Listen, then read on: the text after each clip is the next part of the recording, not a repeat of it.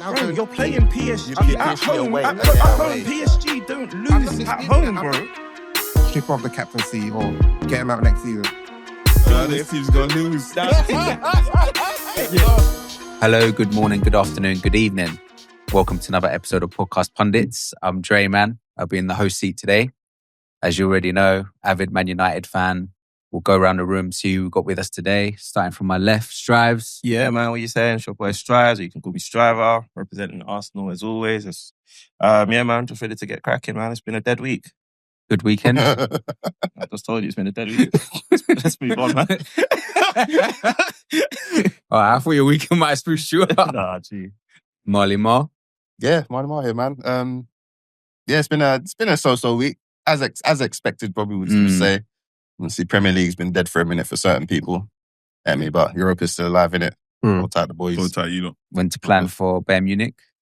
Huh? Went to plan for Bayern Munich. Oh yeah, just about barely. Is that why you're wearing that? I was like, huh?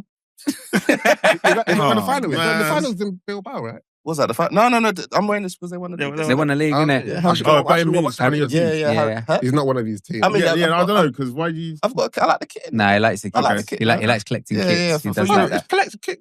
You only have blue? No, I've got bare kits, but I don't like wear them onto the podcast, innit? Why? I don't know. Why Because would my you team's wear them? doing well, I guess, maybe. Yeah, fair.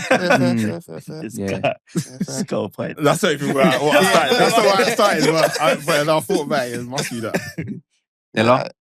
Oh yeah, Della Strada. I'm good. Good weekend. Happy to be here. Talk to the boys No about football. kits. No Today. everyday kits, man. Sometimes, just come Just neutral. neutral. Yeah. Yeah, I hear that. Ready for anything. Yeah. Joey? Yeah? Yeah, it's your boy Joey Nomadic, aka. It's your boy Joey Nomadic, aka Liverpool's #1 supporter, here to talk all things football and just enjoy some time with my friends, man. Yeah, let's have it. You can find us on all major platforms: YouTube, X, Insta, Twitter, SoundCloud, Apple. Just give us a like, give us a follow. We're enjoying all the comments. Keep it going. Fan base is growing. We're loving it. Anyway, let's go. We're moving on the socials at a minute, man. We are. Keep it up, man. And the interaction, I'm feeling the interaction, to be honest. Yeah. Hold tight the media team. Yeah. Hey, what you saying? I'm so involved as it is. But I need to go and watch these flowers all the time. You know what? I was going to say, I didn't realise that Liverpool fan base was so passionate, you know. Oh yeah, they're wild. But yeah, They can get jeez, it. man. So. When they get their claws into something, but they haven't stopped going. It's a good thing you said that, yeah. Because Marnie Mar says he likes Arsenal, but he doesn't like the fan base. So what do you like about Liverpool fan base? Me? Yeah. That you find them bearable. Well, they won the league No, recently. forget And, the league. I mean, but you asked It's me not why. about the league. No, This- you like them because they win league. I'm pointing to a point here, right? Okay, So they've obviously won the league recently, yeah. And have you heard anything about it? Have you been disgusted about hearing their voices? Have we heard about Liverpool fans? From Jules on the pod. Yeah, from Joe from the pod. I don't really talk about it. Yeah, like, it's Oh, so another you- day in the office, isn't it? But Arsenal... Are you talking? Hold, you asked me a question. We're relaxed. No, but are you talking about But Arsenal fans, they haven't won anything in a while, but you wouldn't know that. Okay, but can I speak on that That's then? crazy. Because are you, when you say Liverpool fans, are you talking about the Liverpool fan base outside Joey, or just only Joey? Because The there's people Liverpool fan base. speaking. Liverpool fan base have been loud. They've bro. been crazy. Yeah, they have. Even, I don't even, know what... but he I gave credit to the media team. And if you read the latest quote, He said they've been loud because they've won something. Yeah. no, before they won something, no. But his problem with Arsenal is that they haven't won anything. Yeah, No, And come the on, last guys, minute, let's not innit? do that. Mm. Okay, but that's so now you're saying, if I understand correctly, No, but I think both. let Isn't me it? just ask so you're saying the reason you like Liverpool fans, I didn't say lie. or I didn't say you lie, find by them the way. bearable, is because they win stuff, but they don't talk about it.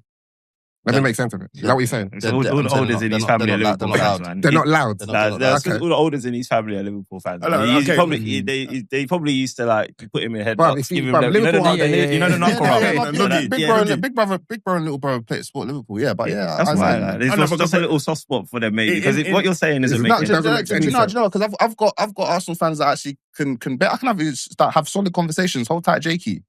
Jake, I can have a solid conversation with Jake. Even Jonathan to a certain degree. Sounds like two good Arsenal fans. Okay, then. But Yeah, and then- I know he's it's going trying- to... What's going on here? Let me just ask you. In all of your groups, are you hearing a lot of stuff from Liverpool supporters? No, not particularly. No. I am. And I'm not just saying. No, I know you are, but you kind of go hard in that group. I know you're talking about. You know what's? Can I tell you? Sorry, Della as well. Are you hearing a lot from Liverpool fans in your group? I'm on the social. But in your groups, in what's that? I'm only in the group with your okay, Liverpool. That's you. That's you and we're not going crazy. No, but Joey, you have. I don't know if you're. No, directly to you because you chat shit. But what? About what? How can I chat shit if I've said you were going to win the league 6 October? You know what? This is crazy. No, but you're just thinking about this season though, bro. There's been loads of seasons where you've been chatting shit. It's called come up. So when's it's called come up? What do you mean come up? You reap what you sow and you can't take it now, bro. Ignore it. Liverpool fans, they're burning Trent t-shirts. They're cussing this guy here, this guy here. Have you seen the comments? No, but we know that all fan bases do stupid shit. But Liverpool fan base, I'm just saying. I didn't. What are you saying about winners? Tell me what you're saying about winners. I started with. I said I didn't realize. I wasn't even being insulting. I never said. I didn't realize you were that passionate. But you know. I think obviously the history of the club, they are quite passionate fans, isn't it? And some might say you're quite crazy because that's what is passionate about? What particular point? Even because I haven't seen anything crazy though. So I'll tell you what's crazy. Yeah, you're gone. London Athletic stood here 2 weeks ago, and he said what he said about last week, about clubs playing music or whatever. Yeah. You thought he was speaking about Arsenal. No. But he was speaking about Tottenham. I brought up Arsenal. Because that's what I wanted to talk about. Yeah, right. And then let me ask you, Marley Mar, Drayman. Yeah. You've seen your team win the Prem quite a few times. Mm-hmm. Did they start playing music before they needed to, or did they start celebrating it before they needed to? Or only celebrated once they got it over the line? Are you talking about like Jesse Lingard and Bodø? No, I'm talking about your club. Well, have they celebrated before? I mean, they've celebrated on wins, yeah, for sure. Yeah. Okay, Strives, Arsenal. Yeah, I mean, yeah, of course. So when London Athletic is on a show talking about Spurs, who don't win anything, and they're making a big deal about winning something in the moment, that what you said made no sense. No, but why are you waiting for him to not be here to fight him, bro? No. It's because of us. Ultimately, it's like, if you see that coming, all these Liverpool fans are saying, yeah, right, that's what we do. But like, no club, every single club does the same thing. They'll celebrate when they need to celebrate. I didn't agree with his point, that's hang on. That wasn't his point, though. What was his point? His point is the premature celebration of all these teams and teams. No, he said one team. One team was an example that he used. He didn't say it's just one team that does it. I was using my point is he singled out Tottenham. My point, he singled out Tottenham, but I think his point was that there are these teams that are celebrating mediocrity, basically. But what teams? Spurs was his example. Yeah, but there's only one team, but he was. It's not just one team. He gave one example. Yeah, didn't ask when you said about Ødegaard with but that's a moment. That's a moment. Yeah, and I think that's a mediocre moment. The thing is, winning the game and taking a picture of it is not mediocre moment because when they all finish, when they all finish, so that wasn't the club celebrating. That was a player. What, the same game with Arteta that copied Klopp's celebration? But what are you talking about? It was a heightened. No, but hang on. My point was that it was a heightened moment, and then our issue with it is that it wasn't big enough to earn that. That's what I'm saying. This is why you got called the celebration police because on in one hand, bro. On one hand, yeah, Klopp is able to do the fist pumps. And guys. Now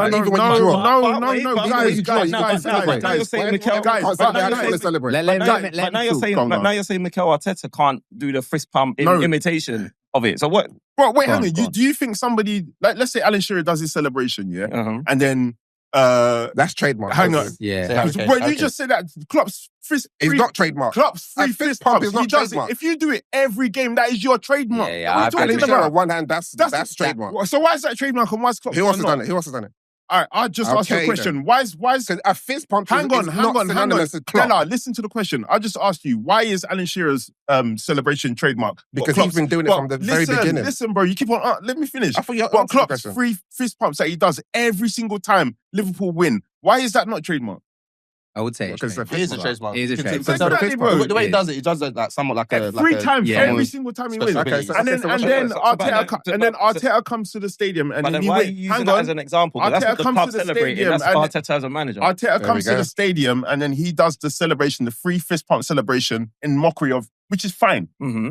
So my thing is that you're trying to... So you genuinely think he was mocking Klopp? Strauss already said it last week. This is not news, bro. Like, he was mocking him because he wasn't. So you genuinely think... Like, he doesn't normally do the fist pumps. I think that's the whole point. So he was it's irrelevant. My point is that he done that. I deemed it as over-celebrating. Whether it's right or wrong, that's irrelevant. The fact that Martin Ødegaard. I don't think that was London Athletics' point. I know, but what did I say? I said my point was separate. I've already said it. You lot are not listening to me, bro. I said my point was separate. I said it twice. So that means, and also just to supplement what you're saying, in the comments, there was a lot of other Liverpool fans. There were, yeah. That was doing what you were doing as well. Yeah, because they agree with what London Athletics saying. No. They weren't. Not what London Athletics was saying, but more so kind of like what you were doing. Like, because I saw bare people talk about Arsenal. Do you know? Because I mentioned Arsenal. You put a clip of me saying Arsenal in there, bro. Yeah, but then so you can't when the other people catch on to the Arsenal thing, which they agree with. Of course, they're gonna mention it. This goes to my point that your fans are jerks. No, that wasn't your point. You said the fans are crazy.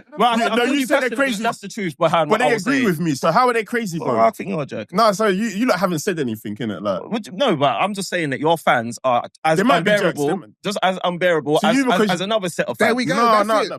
All fans are unbearable. But you haven't given any evidence to back that because they just said because London Athletics trying to go on. London Athletics trying to go on like you guys have got like a moral high ground or free from morally desire. superior. We only play free from desire because your club plays freed from desire from your tannoys after you won the league. Yeah. And he made a massive deal. And the thing is, your whole fan base has jumped on that in not the whole fan base, just the people on the people. Yeah, so that's what we're going off on. Jay. Yeah, okay. So my point is that's bollocks. Because that's not the whole fan base. My point is that those guys, the whole fan base. Exactly, but my point is those guys are my people because they agree with me, and I'm saying that. But you have just deemed that I'm not crazy in the chat. But now they're agreeing with me. That's it. They're crazy for agreeing with what I'm saying. No, because it's obviously they were talking about. I think to Della's point, Everton celebrating a 2-2 win. You have to kind of mediocrity.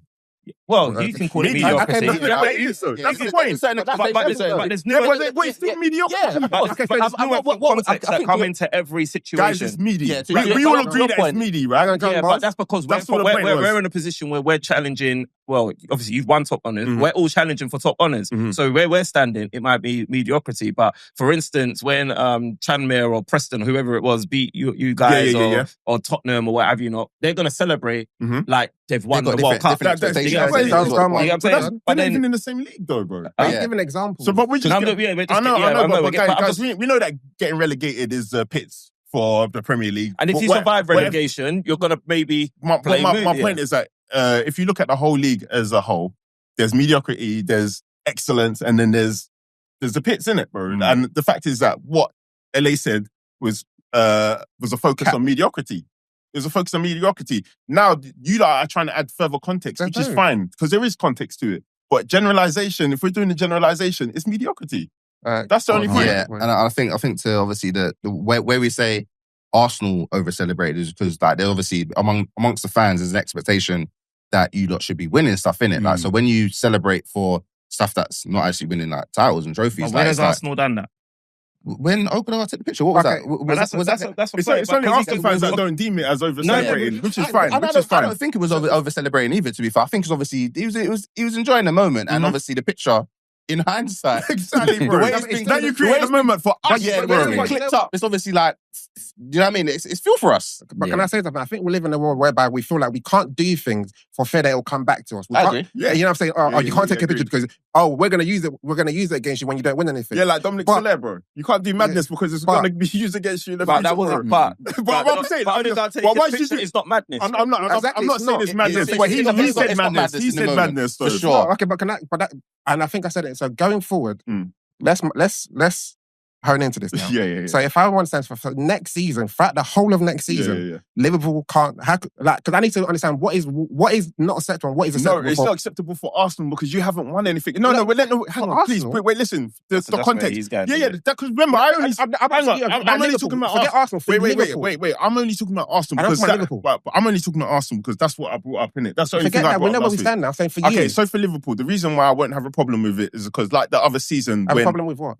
With if we celebrated out of turn. But define it. Let's categorize it. What is over-celebrating and what is not over-celebrating? Whatever you deem it. So it's over-celebrating. No, I'm just saying because there's no point because you don't agree with my definition. I'm trying to understand it. Okay, what I'm trying to say is that you don't agree with my definition and we're never going to agree because we have different definitions of over-celebrating. But I'm saying to you, if you were to come to me and say Liverpool over-celebrated next season, I'm not going to have a problem with it. Listen, If you said to me Liverpool over-celebrated next season in any game or any situation, I'm not going to have a problem with it because we've won stuff. No, that's fine. I just want to know when is over-celebration. That's what I'm trying to understand. Why is that important? Because it's very important because who knows, next time someone may do, I don't know. I just said we're not going to agree because I said that Arsenal over-celebrated and you don't agree only with Arsenal me. that can over-celebrate. So if Arsenal go into the change room... Guys, am I talking in circles here? No. Yeah. I think it's just a point that we're not going to agree to. That's what I'm saying. We're never going to agree on over-celebrating. It's very simple because I'm saying because every single time Arsenal may do something, because it seems like you just said, it's when Arsenal do it. So if Arsenal, Ødegaard took a picture, that's over-celebrating. So I'm like, okay, so can Man United over-celebrate? So, and what is over-celebrating? So you're saying is there a against Arsenal? No. Let me just say, if Man United won the Euros and then over-celebrated next season, I'm saying to you there's context. You don't want to hear this context. You just want to apply the same thing for every team. No, because, the context is okay. And not everyone agrees with this opinion, by the way. Yeah. I don't believe in that. Yeah. I think you should celebrate whenever you want. I thought Miles Skinny was a G. It's a G, but when you have a madness, just understand that this is going to be... That's the only thing everyone should just know in it. Like when Klopp had them 100%, celebrating 100%. Remember, and then people cuss us for it. So I'm trying to say, because I started from when I said London Athletic, whatever he said to me, just didn't make any sense. So now I'm trying to say, okay, because he took the moral high ground, so Liverpool only celebrate when they win. So I'm like, okay, going forward, so Liverpool can't celebrate moments. So next season, but Joey's saying they can because they've won something in the past, but Arsenal won things in the past. Everyone's won something in the past. But now we're going to say, okay, it was 5 years ago. Oh, you're being pedantic. That's not man. You're being pedantic. If he's saying he doesn't understand something and he's trying to understand something, you kind of that's not understanding and they're being pedantic, innit? So my thing is that Arsenal, are you happy with the last time you won something? This is my question. Are you? I'd want to win something more recently. Yeah. Okay. Ask Julius Joey Nomadic. Sorry, if he's happy if Liverpool have won something. Yeah, I'm happy with the last time we won something. So if my team was doing all of that, what you lot deem a madness, I wouldn't care. I wouldn't care because we have something to back it. Yeah, I'm content. No, so I'm not trying to. You guys I'm trying to understand. That's you know. I'm trying to explain to you, but you're not having it, bro. No, you're not landing a point. But let's keep it moving anyway. It was interesting, but I don't think you guys are ever going to agree. We'll never, because it doesn't make sense. But that was my point. You're not going to agree. So why say it? Everyone... I'm not saying it's something to agree with. You don't have to agree with me. That's why I said you're being pedantic. I'm being pedantic to agree with you, you know I'm being pedantic? I'm never being pedantic because London Athletic said the club. Everyone started talking about a fan, a this. But let's be pedantic, right? Let's hone in on what was said. We have to focus on what was said. Otherwise, it opens a can of worms where everyone's like, is it the fan base? Is it the club? Is it the players? Enough, but I can't back what LA said. I'm just backing what I said. Message, innit? Yeah, there was a message, innit? And then people received that message in the chat. That's why they bang you all up. But it sounds like you were saying message or something else, and his message was completely... No, I agreed with what he said. But I didn't say it, so I don't have to stand on it. But I can only stand on what I said. No, you said you were saying message for Arsenal, but you were talking about Tottenham, so you weren't aligned, bro. All right, let's keep it moving anyway. I just said to you I wasn't aligned. But you thought you were you thought that. Now you're telling me what... Now you're telling me what... Now he's telling me what happens in my brain. I'm telling you. This is your fault, yeah? This is your fault. Yeah, exactly. You say fill it in my brain. Fair enough. We had a crazy week of football anyway with the European competition. So let's go straight into it anyway. Obviously, it's Arsenal 0, PSG 1. Here we go. He's excited. If I go straight to you, Strives, did Mikel Arteta get his game plan wrong for that game, or were just PSG just at their best? I think PSG was really good. Yeah, it was really good. Like I think if you saw the lineup before the game had started, I don't think any Arsenal fan would have had any complaints, because we were forced into a corner somewhat with Thomas Partey's reckless behaviour where he got drawn out against Real Madrid.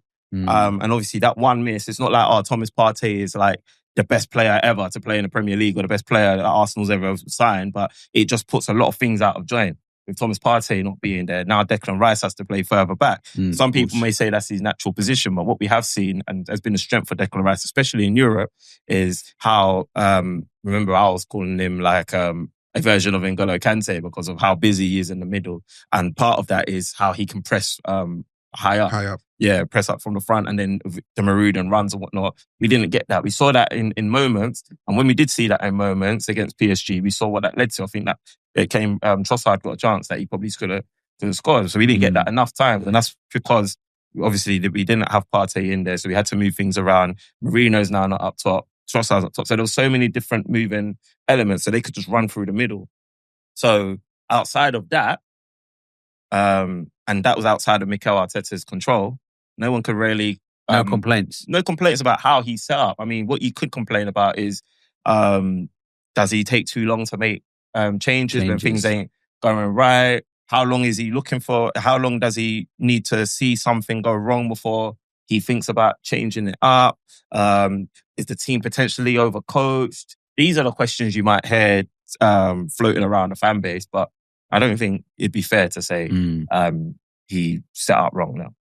People are thinking that the team's overcoached. Is that an opinion? I've heard that. The other day you just beat Real Madrid. No one said is someone overcoached. Now you lose one game. It's a weird thing. Fan bases are crazy, bro. Yeah, it's a weird thing. It's a weird thing to say because that overcoaching is where I think you get the consistency. Yeah. Whereby you're able to have a Premier League run that gets you in second place. Was it 3 years in a row potentially? I think without that, it's like you have great. That's not a shot. I'm just laughing. Oh. I know I shoot all the time. That's not sure. Like so vice versa in sense of like if like a team that's not coached so well, they might have a really good season and then fall off in the next season. So that's a good thing. I think. I think you just need that. You need those. Yeah. Like you're at the point where you need those mavericks now to push you over there. But generally, fans will find fault in something in it when it's not going to according to plan, and that's just how it is sometimes. Yeah, but should we also be taking note of how crucial Donnarumma was, the goalkeeper for PSG?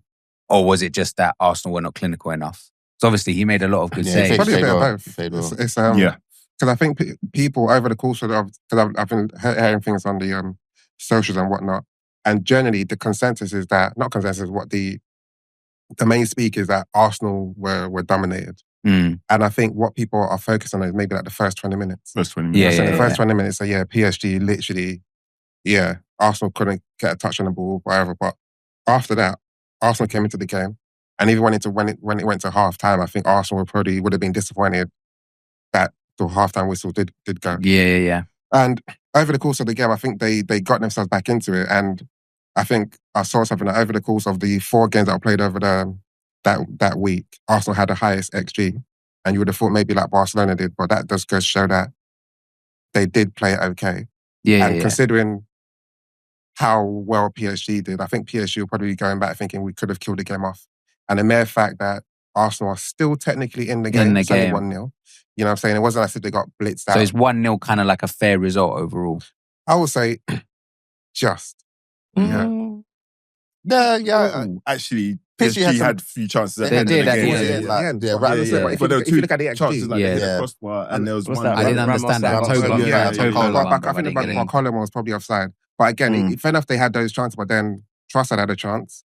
Martinelli had a chance. There was a chance where Marino had a chance, but I think their defender got a tackle in just literally last minute. So over the course of it, if Arsenal had a higher XG than PSG, so you'll say on balance, because of how dominant PSG were for the first 20 minutes, and maybe they should have the 1-0 lead. But I wouldn't think they deserve. No, that's fair. Yeah. I just wanted to double back to, I think, what Marley Marl was talking about. I think you kind of almost answered your question as you were like rationalizing in your brain about the whole overcoaching thing. Now, I'm not saying I necessarily agree with it, but I can understand why some people may say that. And obviously, Del Estrada will say fans are funny because they'll always have something to complain about. But when something's really good, like if when I'm playing football and I do let's say I've played 90 minutes and I've done 80% of it good, I'm still going to focus on the 20% that I could be better. You know what I mean? I think that's just how people are in life when you're trying to achieve to be better. And at upper echelons, that's basically how football goes.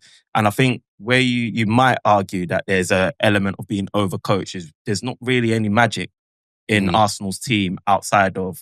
I haven't seen magic in Arsenal's team since Declan Rice's free. Well, I don't know who to blame, but when I'm listening to the fan base saying, they've been overcoached, my ears do spruce up or whatever it is, because I'm like, maybe what they mean by that is we're so regimented, our system. So as I've said in the past, how regimented our system is, we're so regimented that okay, now maybe we've lost that little bit of magic that you might have got from a Martinelli once upon a time, or from a Saka once upon a time, or from an Ødegaard? Or is it the players themselves? Because it's the players, man. Because at the same time, I've seen Ødegaard get into positions where normally he's releasing the Kraken, like he's shooting, but now he's pirouetting and going backwards or looking for another pass. So is he under instruction to do that, or is it just the players? He's just under confidence. But even what you're saying, like, I think I mentioned it when Doug was on the episode, and I was like, Arteta said you give them the manual so they can go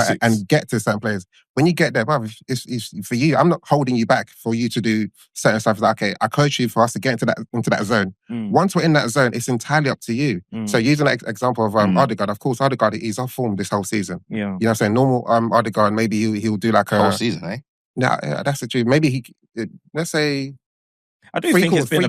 I do feel like it's been excessively harsh on Ødegaard, but I am prepared to now accept that Ødegaard is off the pace. No, he's off the pace, and I'm not one of those people that'll be like, oh, you need to get rid of him as the captaincy or replace him next season. But ultimately speaking, he hasn't been the Ødegaard of the last 2 seasons. Marley? I'd like to take this moment in the season to reintroduce the question. We haven't got time for that. I think we have. Ødegaard or Bruno?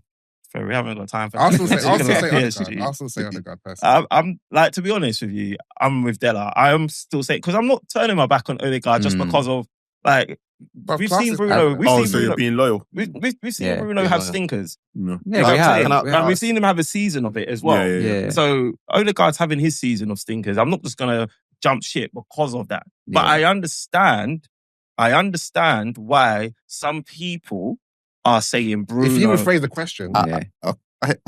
Mm-hmm. Can I now ask someone that was somewhat on the fence, but you leaned more towards Ødegaard at the time? I hate Bruno, bro. Okay, so still Ødegaard. Yeah, because Bruno's people say that United would be relegated if it wasn't for Bruno.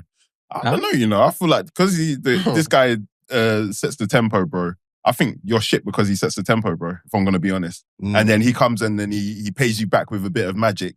But I'm with Rich the Red here, bro. Shout out Rich the Red, bro, man. I would hear what you're saying, but we did that with Ronaldo as well. We said with Ronaldo's obviously scoring goals. He's the only one scoring goals in the time of the season. We said without Ronaldo, the whole team would be doing better.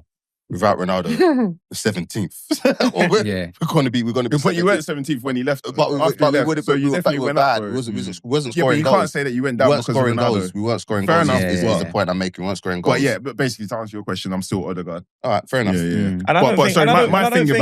My thing to bring up. Remember that time me and John Boy had a bone to pick about Ødegaard. You kind of like you rushed us. That time, because you know what I heard this, and I've you know what, I've been waiting for John Boy to bring that up. Okay, I've been waiting for him to bring it up as well, but I know he's busy right now. Being the hater you're doing it for him. So that's fine. That's fine. But in that moment, I didn't feel. I think Ødegaard was it. Because I can't remember exactly the game, but it was a West Ham game. Yeah, just to provide context for the listeners and the people watching the episode, I think it was a time when you and John Boy were basically criticising Ødegaard for taking too many touches, not taking shots. Kind of overplaying his final action wasn't like exactly overplaying. And I suppose that's what he's coming under a lot of criticism. This one he's never playing. He's just not. No, we saw it. If you watch the analysis of this weekend's game, bro, he was just not moving the ball. No, exactly. But the whole team was guilty of that. That's what I'm saying. In that situation, he was overplaying. He held onto the ball maybe a fraction too long. But here right now, he's not even overplaying. He's just not playing well. Literally, a simple pass is not coming off.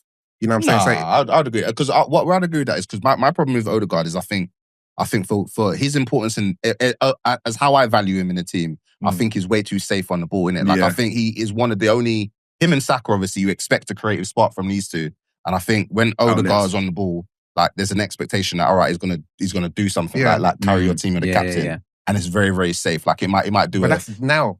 But like the last couple of I think sometimes as fans we have this whole recency.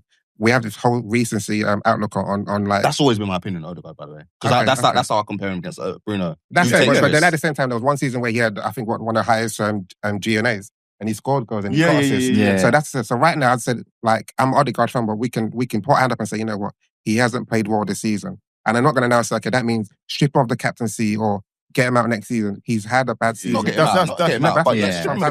That's too harsh. But I don't. Let's not. People are following strict. What? They're saying give it to Rice. No, but over the. I think this is his third or fourth season.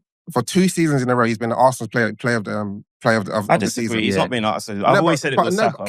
Officially, officially, we may disagree and say it was Saka, but officially he was Arsenal's player of the season for 2 seasons in a row. Now he's having a terrible season. We can't just overlook what he's done for the last 2 seasons. Yeah, we can criticize what's happening in the moment. I agree with you, and I think I was when he had that massive season of GNAs.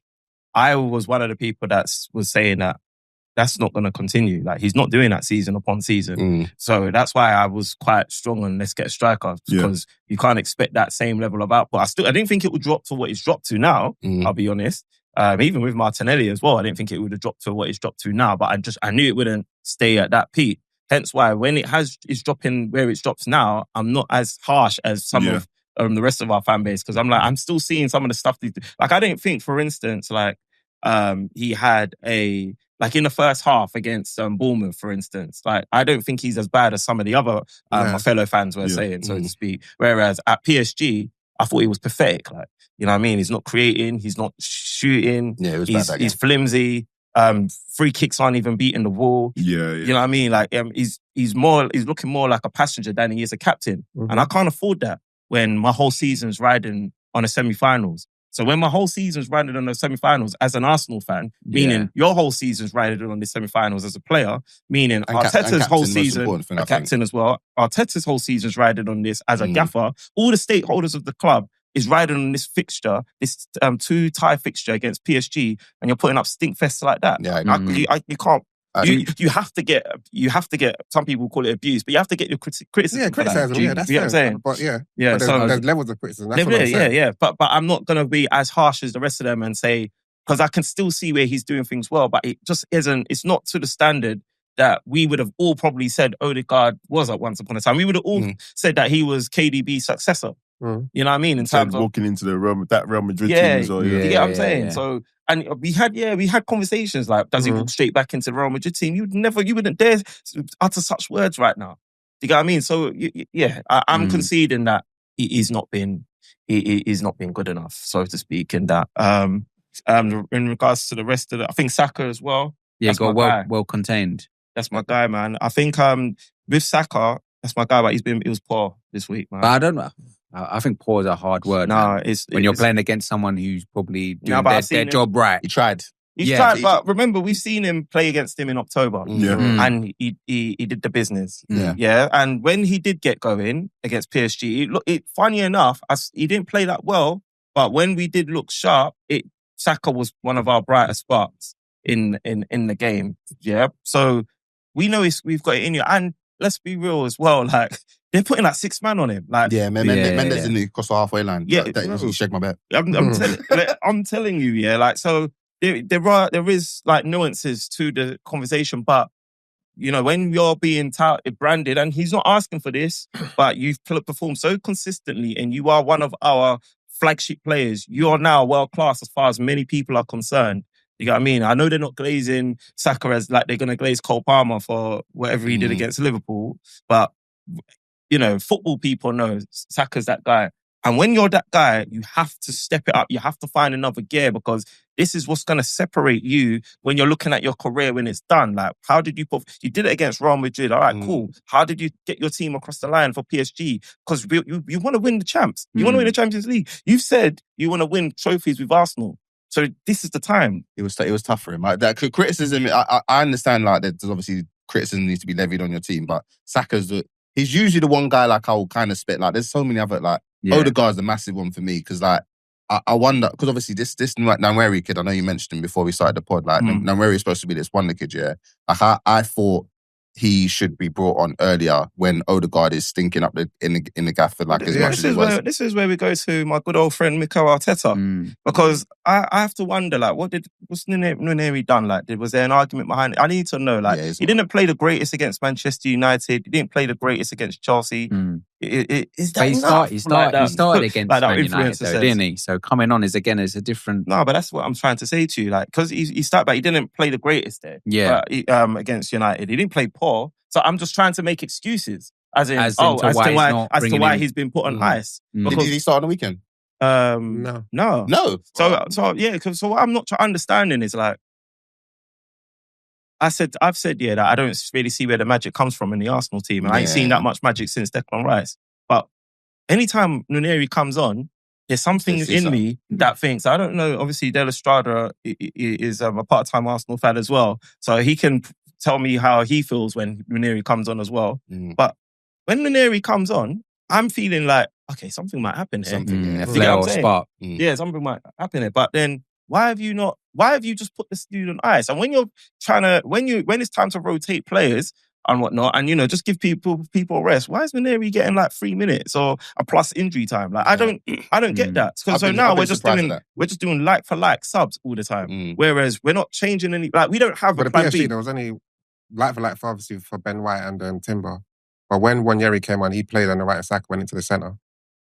But then this is what I mean. So where's our plan B? Why can't we try 2 8s, 2 10s, and why can't we try all that? You see them things that when people say that, why don't we try that? So you want to try something you never tried in a semi-final. Listen. Della, this is what I'm trying to say, because I'm trying to work out why Homeboy has got the cult-like following he's got. You understand? Mikel Arteta. Yeah, because... So I'm trying to... Yeah, no, not just Nuneri. He has a cult following. No, he hasn't got a cult following. Just behaviour. So let's not be stupid here. We're having a serious conversation. Wanda Kidderis. He's the one. You're biting. You're biting. You're fishing your biting, bro. Don't tell me off like that in public. You're signing on the real. Bring him in. No, because I'm just trying to work out, because obviously at times, because I like Arteta as well. Like, people think I don't, but I like Arteta. So sometimes I'm looking to him like, yo, like, okay, here's the time for you to show. Because of what I don't like is the people that seem to support him more than the club. That's my only issue with this whole Arteta thing. So now it's like, we, Arsenal, we've got to win something. Arteta, I'm looking towards you now, because something's not popping. These boys are letting you down. Some of these boys are letting you down. Your captain's letting you down. You can't play for them. I get it. But how often do you need to... Like, how long do you need to I can't understand it. Because, like, you guys were in the mud for a bit, innit? Like, he's brought you out the mud. He's, like, made you competitive in the Premier League. He's obviously getting you to semi-finals in Champions League. I can kind of understand, like, why he's got a cult following. Like, I can't understand that. Because what I understand cult like following is if you've, you followed up that FA Cup win with more wins. You've won that Premier League title when it was harder to lose it. You just get and stuff like that. People on the 48. That's for improvement. But like I said, like, I don't understand it. So obviously when I'm looking at it, I'm thinking they've seen something that I haven't seen. You know what I mean? So I'm like, because I'm on the fence. I'm in the side of the fence where I'm like, I don't think Arteta can cross the line here. But obviously there's people that think he can. You want to see tangibles. Because he's got wins. He's got a lot of wins. But I want to see in those moments, in those elite games, because you're one of the highest paid managers in European football, in the world. I want to see what you do. And I just don't understand why Ethan Nwaneri's been put on ice. Don't tell me about his age, because I've seen what MLS is doing, and he's the same age. Could I just say something on what do you mean? Part of the Arteta thing, or the Arteta, however you call these people. On the Ethan one, I also agree that he should have been brought on earlier, because Ødegaard wasn't playing so well. But then at the same time, you have to try and see things from a manager's perspective. Like, you can't win the tie there at the Emirates, but you can definitely just lose it completely. So maybe he just thought, we've still got a second leg, so let's keep it relatively tight until the second leg. Then if he does the same thing in the second leg, then I'm like, yo, Arteta, I don't get this, because Ethan can change the game. But then in trying to change the game and get a goal, you don't want to now concede. So that's the only thing you can tell me. Maybe he doesn't believe that Ethan can change the game. No. As I said, if he does the same thing in the second leg, then I can probably say, I see what he's saying. Yeah. But my thing is he's saving himself for the second leg. Okay, you don't want to go into that second leg going 2-0 down. No, but you like that, you've got the home advantage at that point. But you have the home of. But we watched the game. We saw the game. You had the home advantage. But okay, if it wasn't working, we don't have to win this tie. but we can definitely get killed. How many times have Arsenal been in the quarterfinals? You thought Nwaneri would be that much of a liability? I'm not saying maybe that. I'm saying he should have been bought. I agree with that. He should have been bought. I'm just saying. I'm just trying to see it from a different perspective. Why do you want to see? Why would you blame him more for not doing it in the second leg? Yeah, the second leg at PSG's arena, rather than at home. If you listen to what I said to you, in trying to get that second, the equalising goal, if it backfires and Arsenal now 2-0 down going into Paris, that's a different kettle of fish. But if you're going to Paris, it's just 1-0 down, and if he does the same thing whereby, okay, Ethan can change again, but you don't bring him on, Arteta, I need to question you. Well, right now, I can't question you because I'm like, we're still more of a risk at Paris, though, isn't it? No, because are you guys not hearing what I'm saying? I don't go to the second leg 2-0 down. This is but that's hypothetically speaking, but he's saying it could all go wrong when you're hinging your bets on a wonder kid to come on and then perform. But to my point is, I don't think you're hedging your bets. Like, if you believe in a player that much, not even that, because Ødegaard was so bad in that game. It's not necessarily hedging. Okay, Ødegaard might be bad, but he still contributes to how Arsenal press. Yeah. So maybe he's like, you know what? Let's just keep this how it is, and that's what I'm saying. You're just saying consolidate what you have. Consolidate, because how many times Arteta's done this to your mindset, and it didn't work because PSG had 2 chances. Arteta's done this to your mindset. I'm telling you, because Delo never used to sound like this. You used to like football. You used to like football that was progressive. Now you're just cautious. That's not cautious. Okay, let me ask you a question. You're at home. You're in the Champions League. Okay. You're at home. Let me. How many times you, as you said, you supported Arsenal a lot longer than I have. How many times have Arsenal played like a Barcelona, Real Madrid, Bayern Munich, wherever, lost the tie in the first round, then went to the second leg and it's pointless. You're like 3-0 down already. How many times have Arsenal experienced that?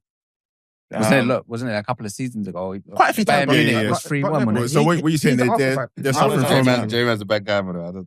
No, but I'm saying you lot are suffering from generational curse, and then like it's behavior, answer innit? Answer that question. It's happened a lot of times. Exactly. So all I'm doing is giving you a different perspective. Okay, why a manager said, okay, let me keep it like this. No, but you're judging it from a completely different Arsenal team, a completely different generation, a completely different set of circumstances. If we're going to give Mikel Arteta the credit that he's built a team, built this robust team, remember my argument is we needed strikers. Your argument is that we needed to deal with the defence first. We've done all of that. No, we are, because it's going to come to this point. No, we're coming to that point. So we've done all of that point. We've built up the defence and whatnot. We're robust now and whatnot. And then we get to this point now where if you've built this team that's so solid and so sturdy, in my opinion, we're giving him credit for building this team, but we're not putting the onus back on him for saying, trust that sturdy, robust team that you've built and take a chance. But Dennis now going to turn around. Second leg. That's what I'm saying. You can still take the chance. But you're saying take the chance. Miles, how can it be more of it where you're now going... You're playing PSG at home. At home, PSG don't lose at home, bro. But guess what? They don't lose at home. But guess what? They lost before your game, innit? No, but listen to me. I'm talking about in Europe. Let's be sensible here. But they did. It happens.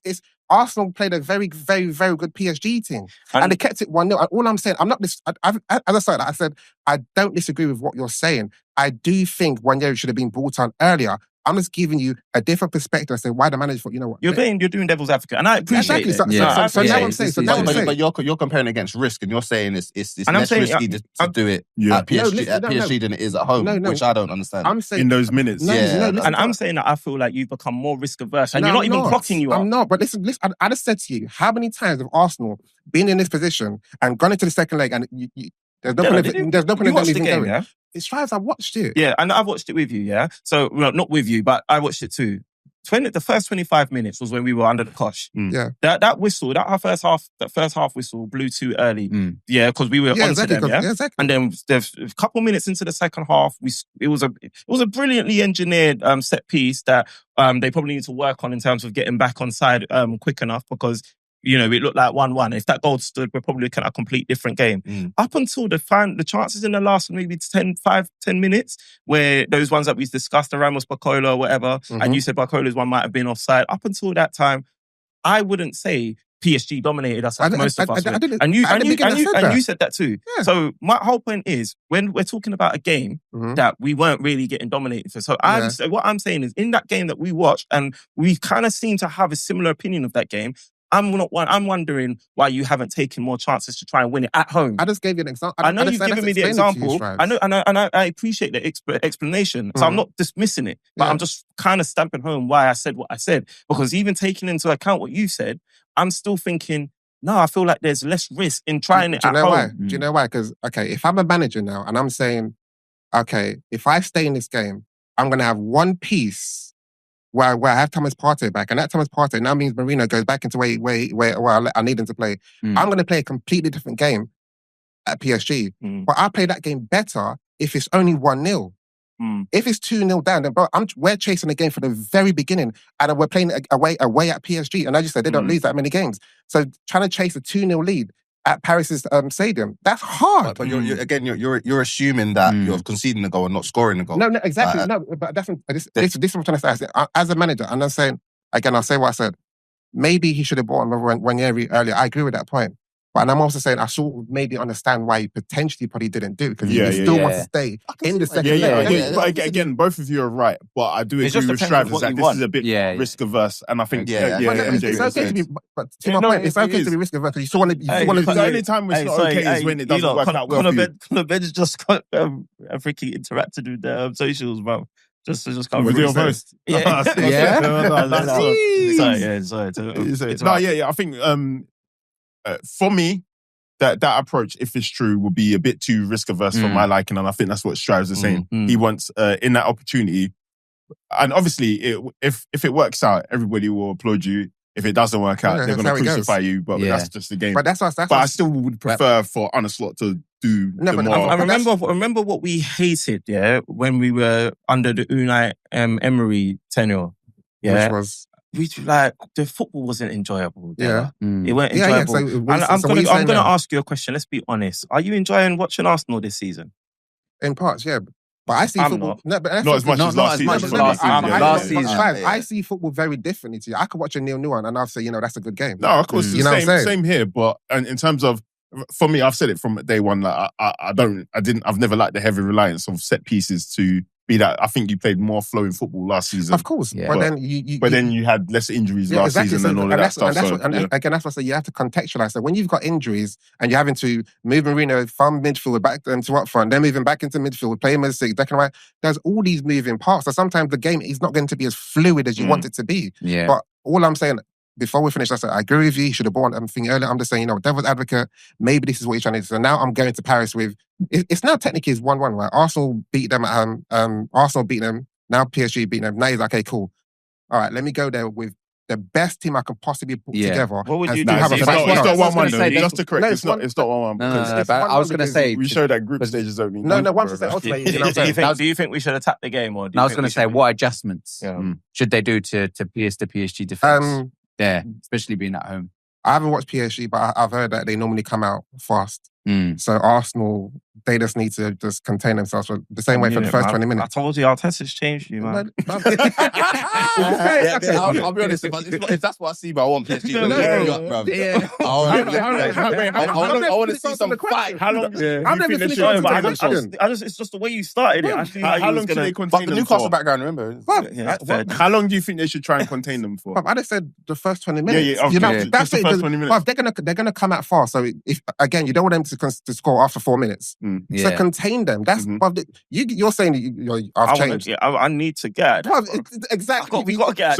You get me for 90 minutes. So Stravs is saying, we should go off for the let's go, Ben. And let's go. When they did to us. The same way they did to us. No, but that's what I'm saying. You like David, I was thinking about this, When I was managing Dortmund, like you'll do your tactics. You'll be like, this man got arrow that. Yeah. Then you play a team and the team's moving mad. And you're like, rah, this ain't. You know what I'm saying? So I don't think you wanted to. You don't go and just defend, but sometimes you just gotta find a way to quieten the crowd, innit? So you want to be the team that moves mad though. Should you do everything you can to make sure you're that team? Your initial. What did Mike Tyson say? Everyone has the plan to get punched in the face. So the plan would be like, listen. And as Arteta will say all the time, I think you have to suffer. Maybe prepare to suffer for the first 10 minutes, you know what I'm saying? Because they're going to come out. So that's how they come out fast. Then it's a 90-minute game. All Arsenal needs is one goal, and it goes into extra time. I understand the logic of what you're saying, but it's just the messaging behind it is negative to me because scared. Because I wouldn't go that far, but it kind of a little bit, because it should be assumed understanding that we need to keep it compact. We cannot concede, but the owners we should be telling the boys, because we've got Thomas Partey back now. We're playing our game. The best way to defend is to attack. Make them defend. Pin them back. Because remember, we were vulnerable. So, Jay, what was your question again? How would you approach the game? What adjustments would you make to I need to talk about the first 20 minutes, but go and talk about the whole 90 minutes. So I'm not thinking we're going to contain them for 20 minutes. No, just forget what I said. You're the manager now. Yeah, bro. So, you're basically let's go. Let's go for it. There we go. What are you saying to the man, though? Cut the promo, man. Here's what I'm saying. I'm saying, obviously, Partey comes straight back in. So Partey comes straight back in here. So he's obviously going to be CDM. You're going to have your Declan Rice doing your what's. Ødegaard, I'm going to give him an opportunity. And I'm telling Ødegaard, he's got 60 minutes to put his imprint on the game. That's what I'm telling him. So aside from the thingy, that's how I'm taking him to the office. In front of the boys, he's the guy, like, he's making everyone play. But I'm telling him he's got an hour. So I'm telling him, jeopardy, because we have to be jeopardy. This is the most important hour of your career right now. That's what I'm letting him know. Then obviously I'm putting Bruno back up top. Then you got your Saka and you got your Martinelli, what have you know. Obviously we're gonna play Arsenal football as we play in Europe. We're gonna pop the ball. We're gonna, as we normally do, we're taking the ball from left, taking the ball from right, playing in them triangles that they can't deal with. This team's gonna lose. I was the only one thinking it. I lose. That's it. Yeah, we're not gonna lose this. We're not gonna lose this. I'll tell you why we're not gonna lose this. Go on. You see how there was trying to penetrate us from the middle. That's not gonna happen because Thomas Partey is press resistant. Okay. He's turning them. He's breaking them lines. Wait, why do you not think Thomas Partey is now? They're coming up. I'm surprised at this. No. It makes a difference. He makes a difference. No, of course. No. He gets got out all the time. But then when he's getting got out, inverted commas, he's now also got MLS that comes into the middle with him. Yeah, you know what I'm saying. So we got MLS and we got Thomas Partey, forward passing, line breaking players. Yeah, and press resistant players, You got your Declan Rice making them runs. We saw what happened when Declan Rice made that run. Ødegaard found him. So Ødegaard needs runners, So we've got all that. So you're going at them for the whole 90 minutes? I'm going at them. I'm stinging them. I'm taking them for the whole 90 minutes. No, I don't say for the whole 90 minutes, but at least for the first half an hour. I'm making that crowd as quiet as possibly can. And knowing that PSG, they don't ever get quiet. I'm just trying to make that crowd as quiet as possibly can. 1-1 immediately. So, and we're going into maybe hopefully 2-1 going into the half. But I'll take a 1-1. Yeah, I'll take it. And now, in the second half, I'll say the first 15 minutes, we keep it compact. After we've done our job. So that's if you're 1-1. No, but we're going to be. If Arsenal go in half time at 1-1, they'll win the game, I think. Yeah. So I'm saying keep it compact. Frustrate them because then when they're trying to get us on the flat they're gonna have to go wide again because essentially we're gonna be too resolute now. They're gonna have to try and go wide. They're not beating.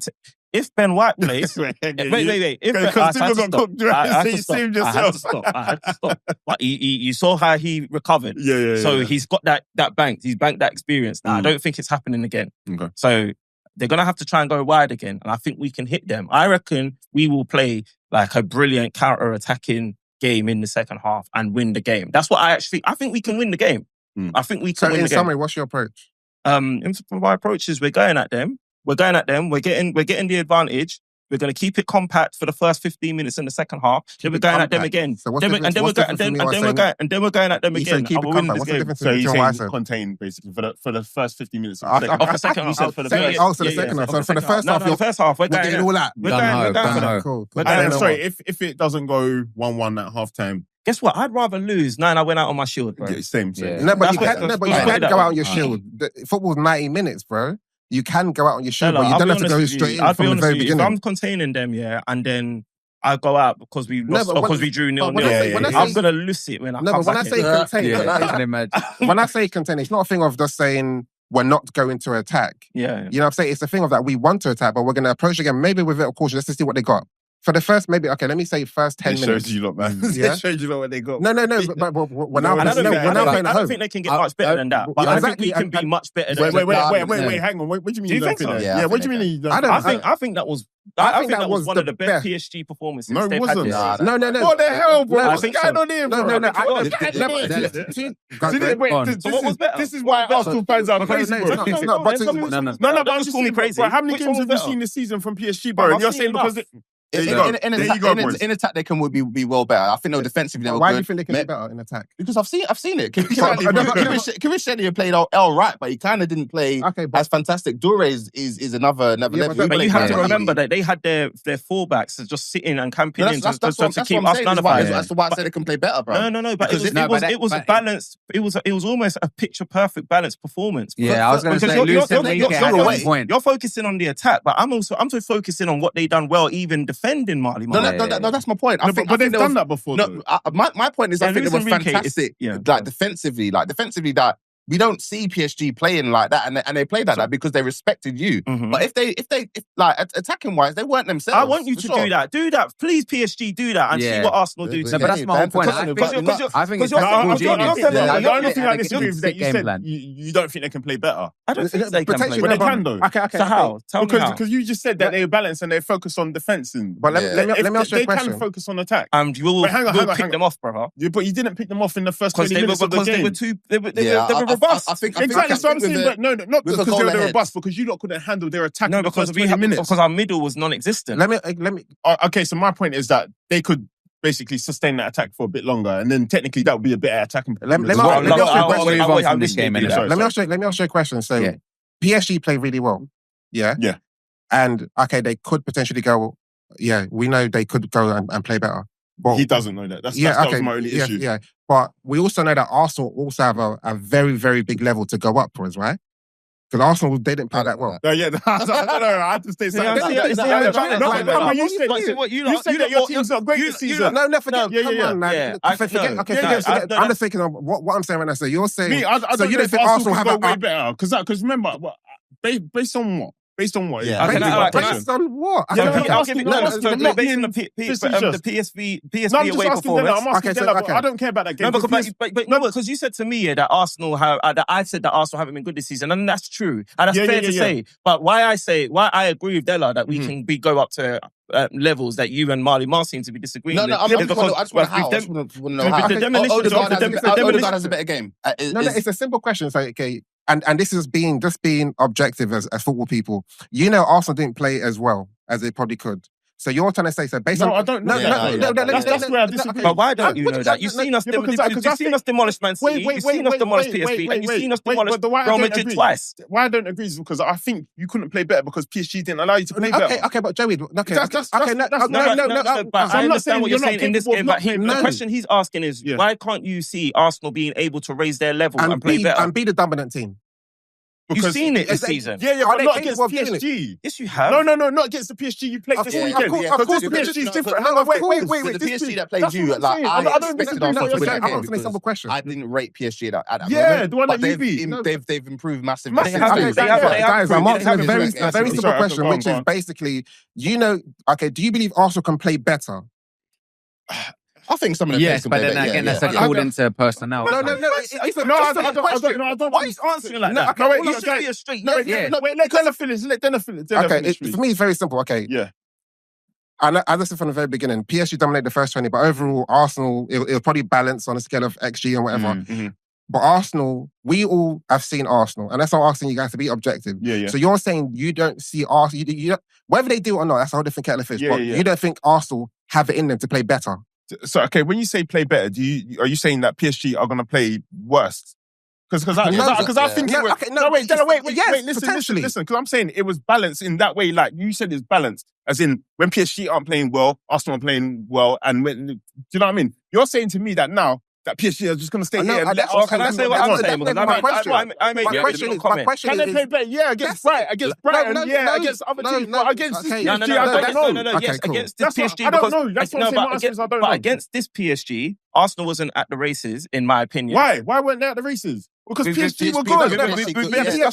We've been discussing the races. However, even with us not being at the races, PSG only dominated us for 25 minutes. They did what they had to do. They did what they had to do, but they only dominated us for 20 or 25 minutes. Wait, Joey, because they only dominated us for 20 to 25 minutes. For the rest of the game, it looked like Arsenal could have taken something or could have nicked something. And it looked like they could have also nicked something. But what I'm saying is, I thought they were cruising. They were pretty comfortable. Yeah, that's what I thought as well, bro. I don't think they were pretty comfortable. Nah, they were. They weren't because they're pretty comfortable. Donnarumma had a good game. Donnarumma, thank you. And Draymond even gave credit to the I'm sorry, I wasn't backing Trossard or Martinelli to score those goals. So that's why I said this. You might not be backing them to score those goals. I might not be backing Barcola or Ramos to score those goals. So we can all just say so that's why we said he says comfortable. He said comfortable. Yeah, that's comfortable. But what I'm saying, if Arsenal's playing at a level that, in my opinion, is way below what I believe they can reach, and I think PSG is playing at a level where I don't think they can get much higher, and the game was that tight, all I am saying to you is if Arsenal get to that level that I believe they can reach,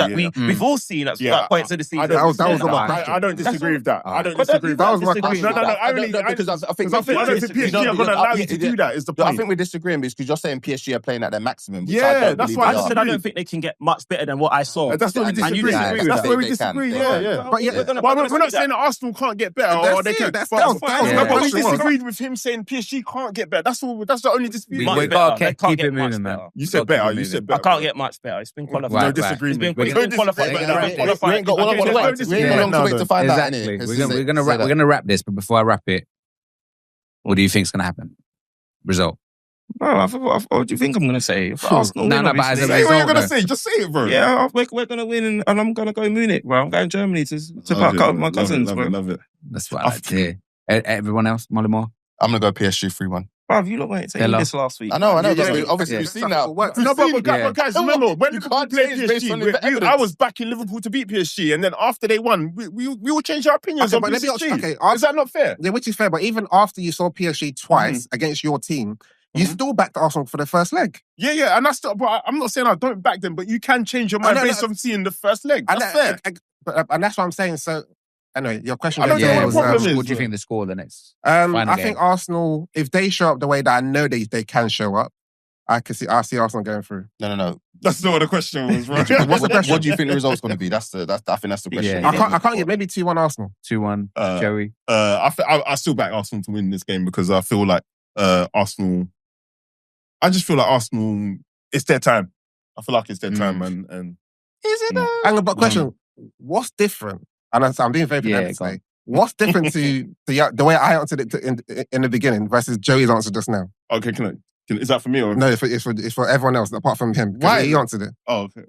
Because what was wrong with what I was saying in the beginning? We wanted a score. I think we wanted a score. Did he give you a score? No, but that was Marley Mar. No, but you see what I'm saying? I'm being pedantic here. No, because I said I disagreed. No, point. No, we've moved on. Okay, so what would the score be then, Joey? No, see? Okay. See, why I'm being pedantic. The score's going to be 1-0 Arsenal win on penalties. But my point is that PSG, I don't trust them in the Champions League. No, I'm not disagreeing. I'm just saying, I don't trust them.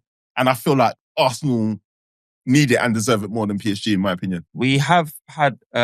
poor performances in semi-finals recently under Mikel Arteta and stuff. There's a few omens that we need to break. Yeah, for sure. And stuff like that. Now's the time, man. Yeah, exactly. So I'm going Parc de France. I'm quietly confident. Well, I can't say quietly. If I wasn't on a podcast, I'm quietly confident. I don't know why I think it's going to go extra time. I don't know who's going to win it, but I think it's win-win for me, bro. If Arsenal win, I'm right. If Arsenal get battered, I'm also right, bro. So, I don't know why you would even do that, bro. You're tempting the football gods. Yeah. All right, quickly. You ain't learned from that. Obviously, on the other side, it was Barca 3, Inter 3. Great game. Yamal, brilliant. Don't need to say anymore. I mean, we've said all said it. Come on, don't do that. Don't do division. Don't do division. What do you think? What do you think it is? I think Yamal is a brilliant player, bro. No, you already disrespected him, man. No, but I think you don't agree with me. When I say that, if Ranieri is a wonder kid, which I think he is, then Ethan can't be in that same category because he's done. He's not doing wonder kid stuff. You lot were just doing stuff to obviously just lower the tone. No. I think that's what it was. The one thing I said is that they're not in the same category. That's the one thing I said. I don't even know why. He's already made 100 appearances. There was no need for that conversation. Yeah, there wasn't. But what do you mean there was no need for it? Because there clearly was, bro. Because we still have some kind of disagreement. No, because they didn't do that. Because no one's this. So do you agree with me? They're not in the same category. I'm just telling you that. I said that. All I said at that time was they're both wonder kids. That question off. Yeah. Of course, they're not in the same. They're not in the same category. What do you mean they're the same? Of course, they can't be in the same category. I mean, you might as we ain't gonna be. No, but they're in the same category in the way that you guys are talking about. No, they're not. They're not. No, I'm saying they're not. Wait, man. Sorry. I'm saying they're not in the same. No, they're not in the same category in the way you guys are trying to put the question. But how do you think? Explain that. No, but back then when we were talking about a wonder kid, it just in the black and white wonder kid. Is Ethan a wonder kid? I would say yes. Is MLS a wonder kid? I would say yes. Yeah. Is Lamine Yamal a wonder kid? I would say yes. No. If wonder kid is the category, then I'm putting them all in that category. That wasn't to say that there isn't levels within that category. No. He's not a wonder kid, bro. Brother, you can't be a wonder kid and have all those. No, I want to fight. Anyway, that was for another episode. We'll be all day with that. You're not mad. No, but that's what I was saying. There's different levels. I thought that part. But wait. Hang on. That's all man was ever saying. Sorry, just for Marley. But then the admin of Podcast Pundits did a witch hunt. Hey, why would you do yourself? No, hey, Marley, so my question to you is, if you've had X amount of appearances, 100, can you be considered a wonder kid, bro? Hey, like, I don't No, bro. but strive. No, I asked Marley. I said Marley, bro. I really said Marley, bro. You can because it's a kid that has been obviously wonderful to the word wonderful. But then your experience level, you can't. It's No, but I mean, but you can bring it up. He's not a wonder kid, bro. He's not a wonder kid. He's world class. He's world class. World class wonder kid. No. He's a world class wonder kid. That's levels. Let's calm down. Ethan is a original wonder kid. In a past episode, man. Let's just not waste minutes. Let's not waste minutes. But also, what do we think moving obviously to the next game? That how bad Barca's defense is in terms of would you be a bit more worried? That's European standard, you know. Like a lot of these like big teams, like they because their attack is so good. It's almost like they waver in their defensive like responsibilities, and like a Barcelona, for instance, they think they can outscore most teams. So they're going to play like that again. But with Barcelona, isn't Koundé injured now? I don't know, is he? I think he might be injured. Yeah, so they need. I don't know who their right back is. So no, Martinez went off injured, didn't he, for Inter? I don't know if he's back. Yeah, but apparently Robert might be back. Yeah. Lewandowski's back. I feel bad Barca to win the game. I think. But it does show how good Inter actually are as well. No, for them to be at that point with Barca and almost but I don't think that was ever in doubt. When Inter was always exactly. He was always one of the top ones in the teams to look out for, even from the beginning of the competition, if you ask me. So I think with Inter, I heard that they were on course to win a treble. Now they've only got a double to play for, and by the end of this week, they've probably just got the league. And obviously Napoli are currently top of the league because you're back in Barcelona to beat Inter. No, I'm just saying, like, in the space of like maybe a couple of weeks, they can go from a treble to winning nothing. Yeah. And even I think the fans, I think what I heard actually is because it's related to Arsenal, I think the fans are literally right in the middle. 1 minute they are saying this guy's an amazing manager, he's going to give us the treble. Next minute they're saying, no, we want him out. So he's literally on the cusp. And I think what I was listening to is what the person was saying, that if Arsenal fans are saying Arteta out, there's a list of all these managers who are probably not attainable, but maybe Inzaghi is, because if he doesn't win the Champions League, if he doesn't win the league, he might be out. So then Arsenal can bring him in to replace Arteta if that's what Arsenal fans want. Yeah. Do you have to give a bit of credit to Thuram as well to do that flick after 30 seconds? Yeah, no, it was distinctive. I swear all the goals were good. Yeah, they were. It was a crazy game. Yeah, I think it was a madness of a game, and it was a wing back.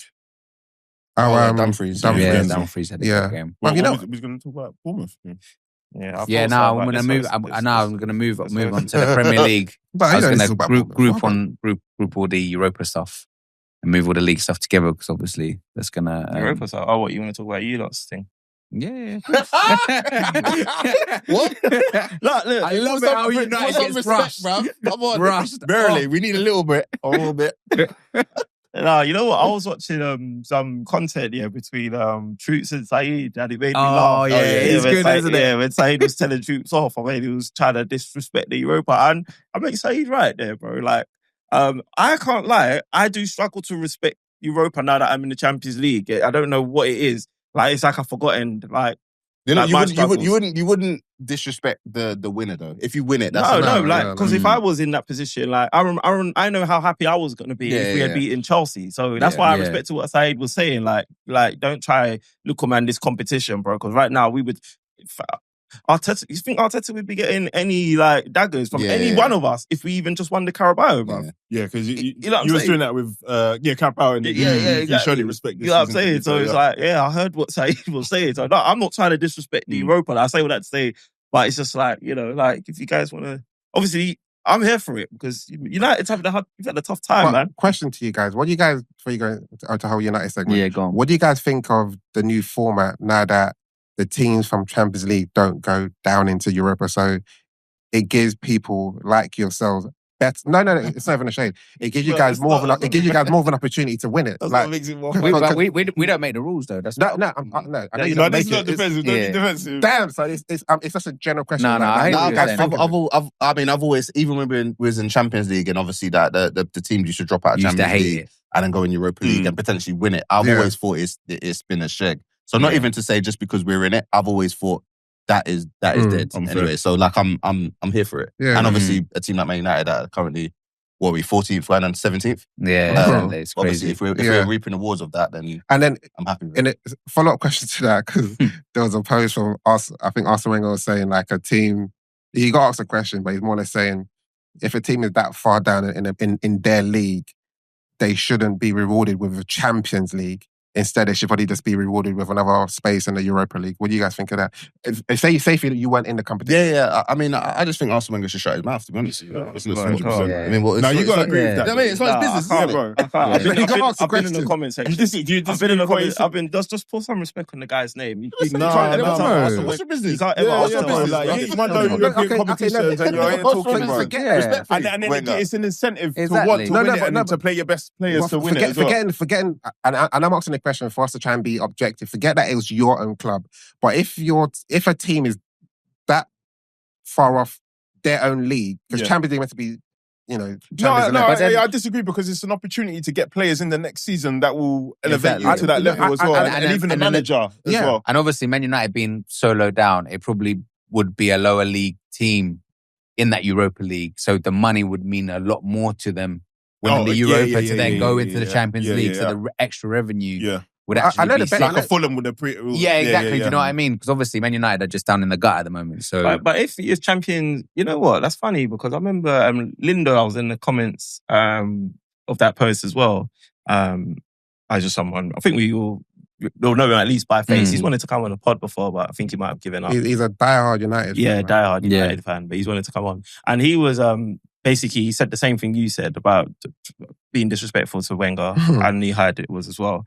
And it's a good, this is the point I've just thought of now that Della's kind of just reminded me that no Champions League teams drop into the Europa. So maybe Wenger's might have a bit of point in that. Why should you get elevated into the Champions League? Champions League teams drop into the Europa? Like how back in the day, like the Champions League teams used to drop into the Europa. So essentially, the Europa was a stronger and a better competition. Yeah. So now it's a weaker and probably not as good of a competition any longer. So maybe the reward, maybe it shouldn't be a place in the Champions League because you're affording like teams that are 14th, 15th, and 16th the opportunity to rub shoulders with people they shouldn't. Isn't that what football was about? Isn't that the beauty? I know, but I'm just saying maybe that. Maybe there is some point we should go into Europa. Then you're just saying that you should just get another spot in Europa. Yeah, I mean, we don't do that. Yeah, to be honest, I'll be honest with you. If I'm being completely honest, I disagree. Yeah, I think get Champions League spot. It's always been that. So I do think that, but I'm just saying I can maybe understand the point now that I remembered that there's no Champions League team dropping in. So why should winning the league get you into the Champions League? Well, why would it make a difference though if there is Champions League? I don't know, because there's been that change. So why can't why can't another change happen? No, but all it's going to be is that an already Champions League team is now going to be in the Champions League again. Yeah, that's a fair point. I don't get it. So if let's say if Arsenal won it and you're already in qualifying for Champions League, you're going to win you're going to fall into the Europa League, win the Europa League and take up 2 Champions League spots. Probably doesn't make sense, actually. Do you know what I mean? You want to get more teams into it and get them that revenue that comes with the Champions League as well. Yeah. That's a good point. But Marley, anyway, go. Let's go back to the Bilbao game quickly. Obviously, 3-0. Cloud9. Yeah, I mean, it was a good game, man. It ended up being a good game. Obviously, we're very fortunate in the sense that obviously we got the man sent off and a penalty. What do you guys think of that? The rules are the rules, isn't it? Like it was a penalty, and I didn't know until Bruno actually said it to a Spanish reporter that if the guy was slide tackled, it wouldn't have been a red card. Yeah, the rules are crazy. No, that's it. It's because of deliberate fouls. Yeah, I don't think that's 100% correct. I didn't know because he put his hands on. That's but then stupid decision to make, man. You deserve capital punishment. It's childish. It's very, very childish. In with the magnitude of the game, I thought it was very, very childish. But Man United, I mean, if we're profiting off that, I'm not. I don't think Vivian can have a leg to stand on. Yeah, Vivian. Oh, okay. Yeah, I don't think he has a leg to stand on. Like when you watch it in real time, like you said, and you don't really look into the rules, you think, yeah, that's a bit mad. But what do we think of the rules? And again, I'm just asking questions, just us being objective. Is like, do you not think just a penalty is sufficient? Do we need the double jeopardy of like now sending off another player? But and again, and when I'm asking these questions, I'm not asking the question based on you guys, the United fans, or just objectively. The penalty was enough for sure. But I mean, yeah. Do you know why I agree with the new rules? Because I think it takes away the sportsmanship of the game. If you're not actually trying to make a genuine attempt for the ball and you're just trying to prevent the game from happening, I think that is a more heinous crime than trying to win the ball and fouling someone. But trying to win the ball and fouling someone, it can actually be worse than what someone does. It might be a worse challenge, but because I went for the ball, it's still in the spirit of the game, which is trying to play fairly. What did the person actually do? He pulled him back.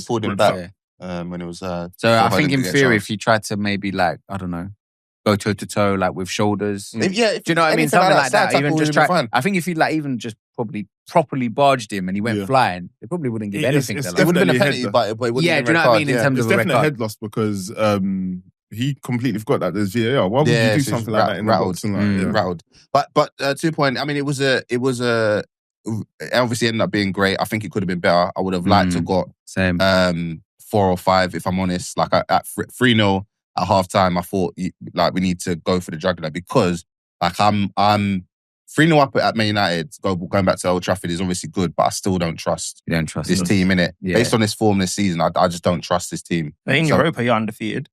We are, but you never know. Taking into account the form this season, we just never know. So I think with 4-0 or 5-0, I think the tie is done. But at 3-0, you never know, man. This team could get back in the game in the first half. Bloody hell, bro. Which is crazy. I think in the last episode, I gave Casimir my flowers and people were looking at me. I did as well. And again, I think he had another stellar game. Yeah, he's been good. He's in shape as well. Yeah, I've been seeing that kebab structure to what's mad 6-packs. Yeah, Say Maguire Dino with Yeah, Maguire, that was mad, bro. But that just shows you, I think, how dead that player was that he was going up against. I can't lie. Like because I know Maguire is slow. Oh, and when I was watching him do it, I'm like, nah, this defender. Yeah, he definitely telegraphed everything. Yeah. But you know what? It's sometimes when you're playing defense, you just don't rate this person, and then they get you by surprise. Yeah, man. In its trash. Not to you. Like to me, obviously, you've seen it happen to me bare times. I don't know. It was all right. I had a great game. Good result. Could have been better. Some positive performances. People we expect. Good to see Ahmed back on the pitch as well. That was a plus. Big plus. He come on for like 5 minutes, 10 minutes. He looked like the best player in the whole pitch. So. Man, some positives, positives, almost there. I'm nervous about. I'll be honest. If Tottenham get to the final, and we play Tottenham and we lose to Tottenham, bruv, that will be the worst moment of my season. I was gonna say to strive. Why though? I don't know, man. That will feel worse. But they've been beating. Is that why? Because they've beaten you. They've kind of had your number for a couple of years. Particularly in the Prem. So I'm like. If I'm taking form into account, I actually think they'll beat us. Like I do. So I'm hoping on this heritage thing that we talk about, and the strength of having been in finals and winning. Yeah, the mentality. Yeah, I'm hoping that carries us through. To potentially lifting the cup. Exactly. You've got experience in your squad of winning cups, innit? Two cups. Yeah. No, we have, and Tottenham haven't. And Maddison's out for the season. So I mean, things are looking okay, but Man United are Man United this season, and I wouldn't put anything past this team. It's actually mad that as much as like don't want either of you lot to win, but if I had to crazy pick, for you, innit? yeah, if I had to pick, I think Tottenham, right? You're picking Yeah, I thought You're so. picking Tottenham. Yeah. Well, Out of everything, bro. Yeah, You're rivals, bro. You're North London because, rivals. I don't rate them that much. Even if they've got the Europa, I'll be like, good for you. I'm happy for Ange, if anything. Like, so Ange can just, my source is close to me. I'm telling me he's gone. He's a goner. Ange, yeah, he's been on that. Yeah, so I'd be happy for him just for that. But I can't stand United fans. I genuinely can't stand United fans. Like, it'd be nuts. Bro. Yeah, if we lose the final and then finish 17th, which is looking likely, looking very, very likely right now. If you look at the table, we're looking very, very. I'm not like that would be cold. That would be the Europa League is the only thing we're able to chat right now, because I've been relatively quiet. Like haven't really been giving it large. Like, you know what I mean? Yeah. This season. Wait, that's not by choice though. That's what I'm saying. But and you still managed to get your shots. Imagine. 100%. And you've been encouraging that Matty Savage maniac. Oh yeah, well, he's got no behaviour, bro. So this is what I mean. This is why I need to see you. Like, obviously, if we turn to the other tie, Spurs won 3-1. I think they can. No, but the thing is, what's so interesting? Everyone's like, "Oh, yeah, Spurs have got this. Spurs have got they this." haven't. But let's just remember that they're gonna go Spurs and play on a 3G pitch in the North Pole. Exactly. Yeah. So you got a 3G pitch. You got weather that you're not used to playing in. You've also got a team that just did. It was the same result when they went away to Lazio. They lost. It was 3-1. Yes. Then they won 2-0 at home, and then they beat them on penalties. This team, I think they're capable. Yeah, it's crazy because I don't rule them out. Absolutely not. As mad as Man United can go out, I think Spurs can go out as well. Yeah, when I saw Bodø score, I was like, "Ooh, okay." Yeah. I would have liked them to, if they got another one 3-2. I'd be like, they're going through. Because Bodø they're actually decent. They've given us some decent games in Europa previously, so they could actually beat you in the final. as well, they could beat us in the They could. I don't think like if we're in the final with Bodø, we'll win that. I'm more confident we'll win that than against Tottenham. Have you guys ever imagined a scenario where it could be Bilbao, but because I think that would be the funniest thing of all time. It would be funny. It would be. I'd retire for the season anyway. Yeah, that would for the season. For the season, yeah. For the the season. You take next season off as well. Yeah, you'd have to because it's looking the same for like us as Arsenal fans as well. Because I mean, because I'm going to be doing this podcast on my own next season. You know me. I'm good, baby. Don't touch me, man. Our whole season hinges on Wednesday. Like there's nothing else. Yeah. I think that's like most teams, like Arsenal as well, Man United, Tottenham. All these teams are hinging their season on these games. There's nothing wrong with that as well, though, to be completely honest, because at the end of the day, you want to try and salvage glory. Yeah, 100%. And this is your only opportunity. It's crazy because right now we're on we as all of us are on the cusp of having great seasons or disastrous seasons. Because if you guys win the Europa, even though you finish 17th, that is a great season. I disagree with that. Marley, listen, bro. Let me tell you why it's a great season. Because the European let me tell you why it's a great season, because at the end of the day, it's a results business. Yeah. Hang on, let me finish. It's a results business. And if you get into the Champions League with a manager that has had a hellish start, it's a clean slate. You can now attract the players that you want. And Champions League, that's all we did. That's silverware. I hear what you say. Obviously, I'm coming off 2 seasons of having done that already. It's progressively better for sure in terms of like the cup that we're getting, but it's the same. It's not a great season. It's a season. It's a season that keeps me ticking over, and then maybe we'll have conversation and banter with my boys. Ticking over after finishing 17th. No, but you know what? I hear what he's saying. Yeah. But the reason why I'm saying great is because of how abysmal. But that's exactly, bro. Like, just based on that itself. Yeah. Based on how abysmal it's been, so it can really be like a horrific season. It can't go from horrific to great. You could say, you know what, we had a horrific season, but we had a get-out clause. It was a good season. Arsenal, if we don't win it, and then if we do win the Champions League. If you don't win what, sorry. So if we don't win the Champions League, what would you say about Arsenal season? If we do win the Champions League, what do you say about I think for Arsenal, I think it's a great season because one, you competed for the league, and then 2, you won something that you've never won before. And then what if we don't win the Champions League? If you don't win the Netflix. You say it's you say it's difficult to say it won't be great. but it won't be bad either. So it's something in between. So what if they finish third as well? Man City finishes second. I don't think it really makes a difference. Yeah, I mean, obviously Arsenal want to finish second, but I don't think it then changes the mere fact that because ultimately you're still Once I say you're still Arsenal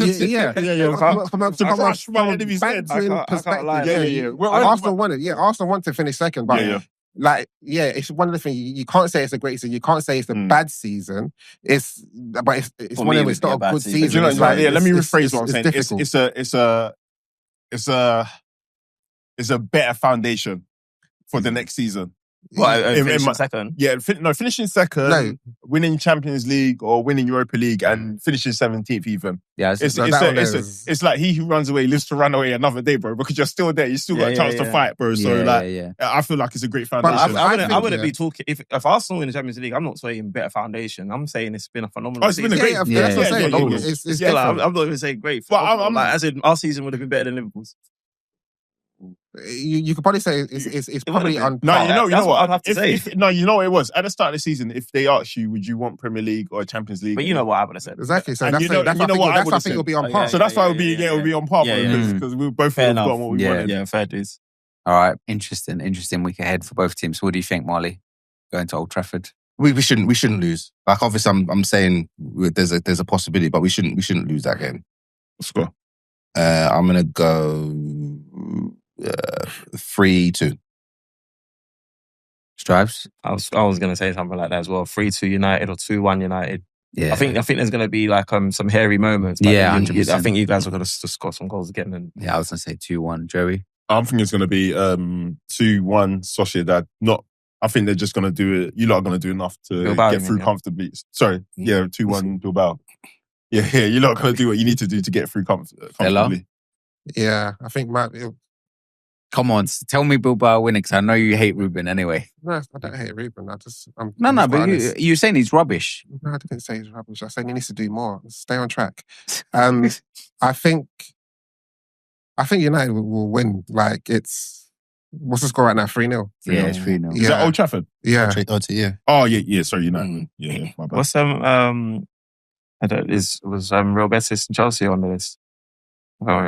Oh yeah, and that's where you get Anthony. Yeah. You just continue doing your thing, my G. All of you are saying the same thing. Like none of you are. Did you know that apparently if Man United win, and then obviously he wins, he gets 2 trophies. He gets 2, and it'll be well deserved as well. Oh, does he? Yeah. Why? Because he's played in Europa League. He's played so many games. Oh. Yeah, interesting. Never happened before as well, by the way. Yeah. That would be sick. Crazy, isn't it? Because there was no UEFA Conference League. So. Yeah, exactly. Yeah. Because otherwise all the trash guys schooling that Europa League will be playing in the Conference League. Oh, but hopefully, like, he's playing well. That the goal he scored on the weekend was crazy. Was very, very peak. Like, can I ask you a question? Do you think, if he was in Barcelona's team, he would be scoring the same kind of goals, like performing it? Yeah? Why is it? Possibly. Do you think don't do it. Why? What's your angle? No, because I was just gonna. Obviously, Rafinha's been getting like massive plaudits. Yes, I was just wondering because I think you've seen. Isn't he on the verge of Ballon d'Or? I've been overseeing like conversations happening in different groups, and you lot were talking about is Saka world class. I think it was LT, one of the biggest haters in the world, and blah blah blah. And if you guys think like a man like Anthony can go to Barcelona and replicate the form, then I'm just wondering, is it that great? What, the league? Not just the league, but just. I always thought it's a stat padder. Like I feel like what Messi and Ronaldo did. Obviously they're bad boys, but they because I just a lot of times these players are good players, but. You kind of try to bring down Starboy a couple of times, whatnot. Dude, and then, me? Okay. I notice you don't, but sometimes I think put him down for I think you've been accomplice to some of those conversations, Joey. What? Just verbatim. Say what I said. I can't tell you verbatim. Okay. But paraphrased. The only thing I've ever said is I think we compared. There was a comparison of Palmer and Saka, and then obviously I said Cole Palmer has done something unprecedented that Saka has never done before. And it's all numbers based on factual numbers. But then what the convo you was having in the group chat, weren't you comparing players in their positions? If you're like, he was like, oh, then someone was like, "Oh, that means Rafinha's world class," and blah blah. Yeah, and but I wasn't part of that conversation. Oh, okay. Yeah, no, I don't. I never do the world class thing because I struggle with it. To be fair. Let's move our attention back to the Prem anyway, Joey. Obviously, it was Chelsea 3, Liverpool 1. First thing before going to the game, obviously they did the Guard of Honour. There were boos at Stamford Bridge. Do you think it's right to do Guard of Honour all the way to the end of the season? 100%. Every game? Yeah, man. Well, why would it not be right? This is a bigger question. Do you know what I mean? Well, every team should kneel before their victors, bro. No, just because I know it's 4 weeks, 4 Guard of Honour. Yeah, what? But you get it how you get it. Yeah. Like, I don't know what you think they shouldn't do it because they were so good in terms of establishing a point gap. I just said, from my perspective, I'll be burning. Like, should have played better then. Yeah, but you'll be blending as the support of Chelsea or? Oh, no, as the other teams. No, you can't, bro. When we've done it for Chelsea before, man. The Guard of Honour is Guard of Honour, man. Fair enough. I mean, you lot should be doing it for me every episode, to be fair to the end, but Sugar, I did forget about it. No, I'm just a champion, innit? So it's like I don't need the claps to hold it. And okay, let's go straight into the game then. Was Chelsea's win more about their brilliance or Liverpool's just lack of intensity? Chelsea were good, man. Chelsea were good. I actually enjoyed watching them for the first time this season, to be completely honest. But Caicedo was good. Cucurella was good. I think the way Cucurella played against Salah was like how he played against Saka in the European Cup final. So yeah, I was impressed with Chelsea. Cole Palmer, he hasn't had many of these performances this season, man. So yeah, he played well, man. He had us on ice, man. Still, pundits were waxing lyrical over him, innit? Yeah, I didn't like that, it was man. Gas. It was gas still. I think that's distasteful, bruv. Like, if a player's been playing meaty for the majority of the season, you should be saying it's about time. Yeah, it's about that's the angle they should have been going at. But he had a good game. All that aside. Did Slot make a mistake rotating as he did, or nope. he did the right thing? He has players that haven't been playing all season. Endo, Harvey Elliott. Yes, that's Harvey Elliott's first start of the season. So they've not been playing all season. So this was your opportunity to go on the dance floor and show these people how you can groove. Have a look at stake a claim. Because what Slot said as well is that in pre-season Harvey Elliott was good, but the injury slowed him down. And since that injury, he hasn't been able to get back into the form that I liked and that I was basically going to start him with. But now's your opportunity to reestablish, get like that little momentum going before the next season and the pre-season. But I was disappointed in how we played, to be completely honest, man. I was disappointed in our performance yesterday, man. Very flat, but I can understand why. But I still would like to see much better, man. If I put it to everyone, how impressed were we with Cole Palmer? Especially, he's been getting a lot of flack recently. I liked his interview. I liked how open he was. I liked how honest he was. I liked how vulnerable he was, and I liked his the strength behind the mindset that he seemed to exhibit and how he seems to protect himself. Not sure. I believed it all the way. I do feel like he must keep some sort of eye on it because he did seem a little bit emotional and a little bit triggered when speaking about it. But I did like the overarching message and what he was sending to the youths and whatnot. I led with that because I felt that he did perform well against Liverpool. I just felt like it was just over-egged a little bit, man. I felt like Liverpool's Liverpool's won the league, bro. Like, you know what I mean? Are you performing like that if Liverpool had something to play for and wasn't rotating players? I don't know. Based on your last 3 months, I doubt it. You know what I'm saying? What he did was good. He was sharp. He looked like he wanted it. He looked threatening. The penalty was decent.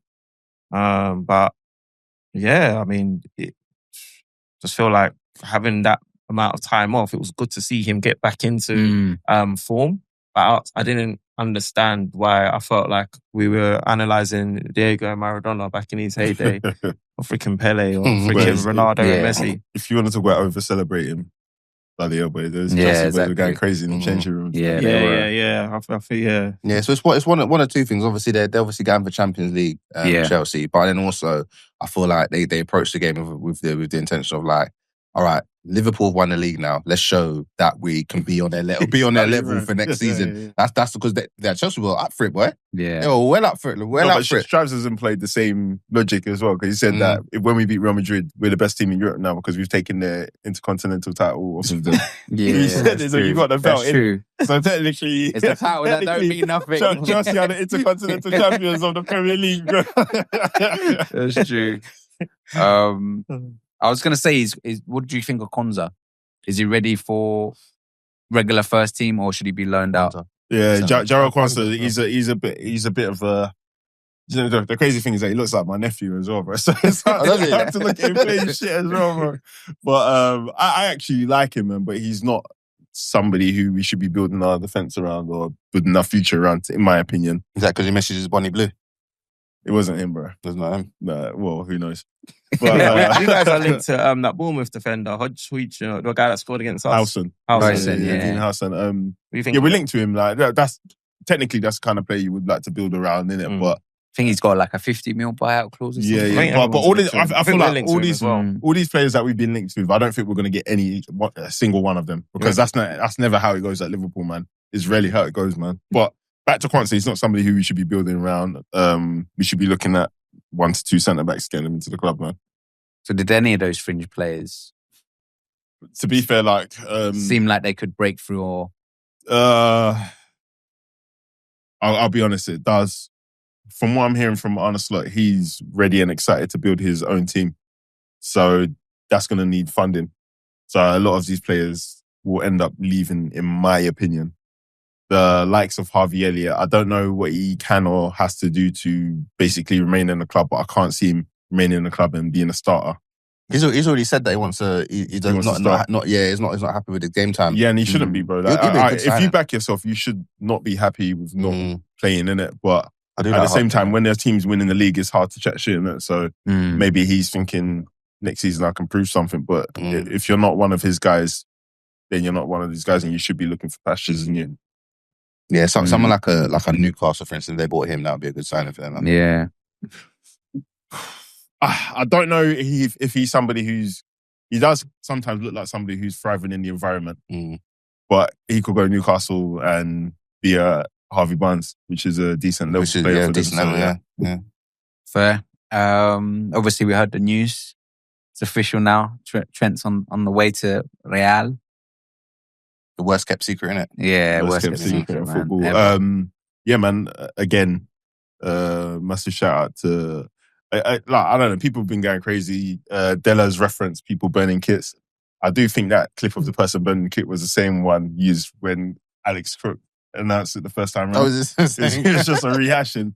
But yeah, man, it's very stupid, man. I had a couple of conversations with other people. Like they were saying, like it's not like the fact that he's leaving; it's the fact that he's not getting a fee for him going, innit? That's the only thing. The only argument I can see would you can't see that, bro. It's not his job to get the club fee for him. It's not his job. It's the club's job to get a fee for him. No, it's right. But as a disgruntled fan, I understand from their perspective. Like the only reason that they can actually be angry about him leaving is the fact that they're not getting a fee that they can reinvest in the team. Let me ask you a question. Why are they disgruntled about a player leaving the team?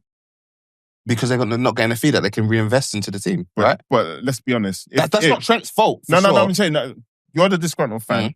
Liverpool have their plan of how they're going to buy players. They're going to get 150 million budget or whatever. Whether Trent stays or goes, why is that? As a disgruntled fan, why is that your business, or why do you even care? Because in my head as a fan, that 50 to 100 million that you're going to get for Trent, it's never going to happen. For a transfer fee, hypothetically speaking, you can say, for instance, you're looking at a right back for 30 million. You can look for one for 60 million, 70 million? Right. And that naturally brings up the caliber of player that you can actually bring into your team. And I think that's what that's... And so it's not his responsibility. We both agree. It's not his responsibility. Absolutely not. So as a disgruntled fan, should you not be thinking it's now the club's problem for not getting a fee for him, rather than blaming him? Yeah, it's definitely. So it's like, for example, your girl cheats on you and you go and beat up the guy that your girl's cheating with. When this guy's just taking the opportunity, but you should have beef with your girl for cheating. I hear you, but from a fan's perspective, like they're not going to do the deep dive in it. They're not going to. But they're not going to do the deep. Why am I doing the deep dive? But a fan's not going to look at it as like who is the sole beneficiary of this responsibility. They're going to look at, all right, well, Is Trent is the reason why this is happening, Trent is the person I'm gonna. No, Liverpool's the reason why it's happening because you didn't sell him. That's from a balanced human being. But fans ain't balanced. Let's be honest. Okay, yeah. But obviously I've got an issue with that. I picked up my phone to go and fight people in the comments, but I thought, you know what, people are just people in it. Like Dennis mentioned, Mrs. These fans are fickle, very fickle. But again, he's literally been a loyal servant. He's seen out 2 contracts, and he's even received a loyalty bonus, which you get at the end of your contract for not requesting the transfer. He's done that. The other thing is now is that Real Madrid are saying, they come with their hat in their hand saying, can we get him a bit early for the World Club Championship thing? Yeah, because his contract ends on the 30th of June, and that starts on the 14th of June. So they offered them, I think it was 900k or something. Real Madrid are a piece of work. No. That's what I said to him. They put the money. So I think they're asking for closer to 5 million or something. Yeah. So if they get 5 million, what are the disgruntled fans still going to be angry, bro? Yeah, no, Real Madrid are a piece of work. My opinion of Real Madrid is that if you've got it, pay it, bro. Yeah. No, man. Real Madrid have done everything they should do, in my opinion, bro, man. You should not. Bro, you don't get rich by signing checks, bro. Yeah, no. Don't make any sense. I think that's why some Arsenal fans are like not too like disgruntled because we're hearing rumours that they're looking to go in hard for Saliba pause for this summer. But then some fans are like, well, their strategy has been waiting for contracts to be run down and whatnot. Based on this season, would you be angry at that, though? Because Saliba's been kind of for a decent fee. Football's not like that. It's not. No, I think we need to keep Saliba. We need to do what we can to keep him. But I think players are mercenaries. Either they go for more money or they go for trophies elsewhere. And I think Berta has like regenerated other teams by selling assets and whatnot. So it's kind of what he does. Saka Saliba, that gives you 200 million straight there. Not Saka.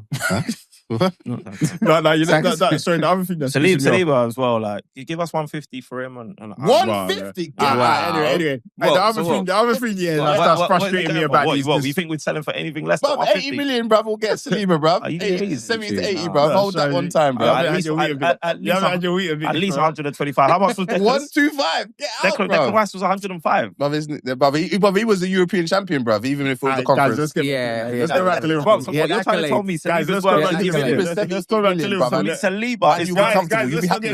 not get sidetracked. All I'm saying is that, the other beef with the disgruntled fans about it is that, like, you said mercenaries. Yeah. He's not a mercenary because he's finished his contract. The other thing is that, bro, like, he just delivered you a title this season, bro. I don't understand. What's going on, bro? Come on, man. Like, give us free, bro. Like the guy said in Amistad, bro. He's not a slave.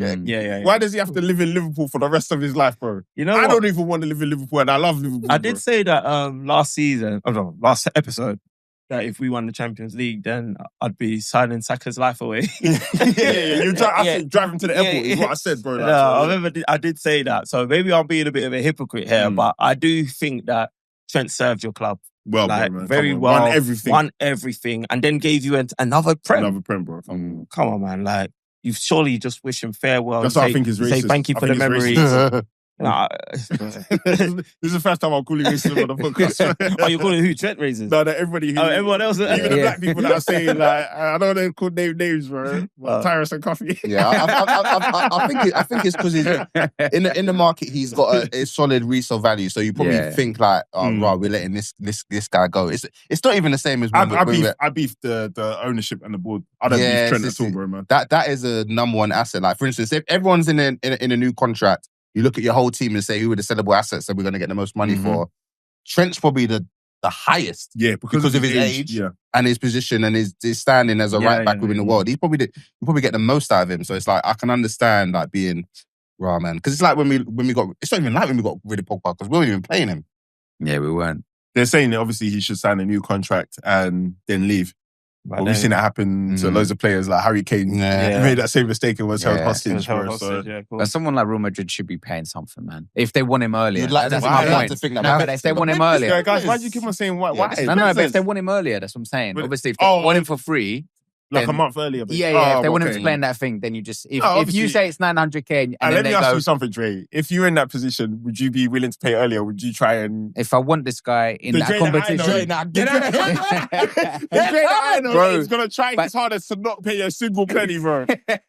You hear me, bro? But bro, I'm not Real Madrid. I salute you for that. Looking like that. Yeah, but I'm saying, even if you had their bank account, I salute you for that, bro, because you're supposed to be in your...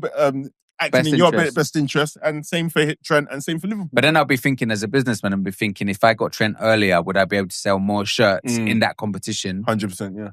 Than giving you 900k, bro. What's that? No, yeah, I'd probably even give you $1 million, bro.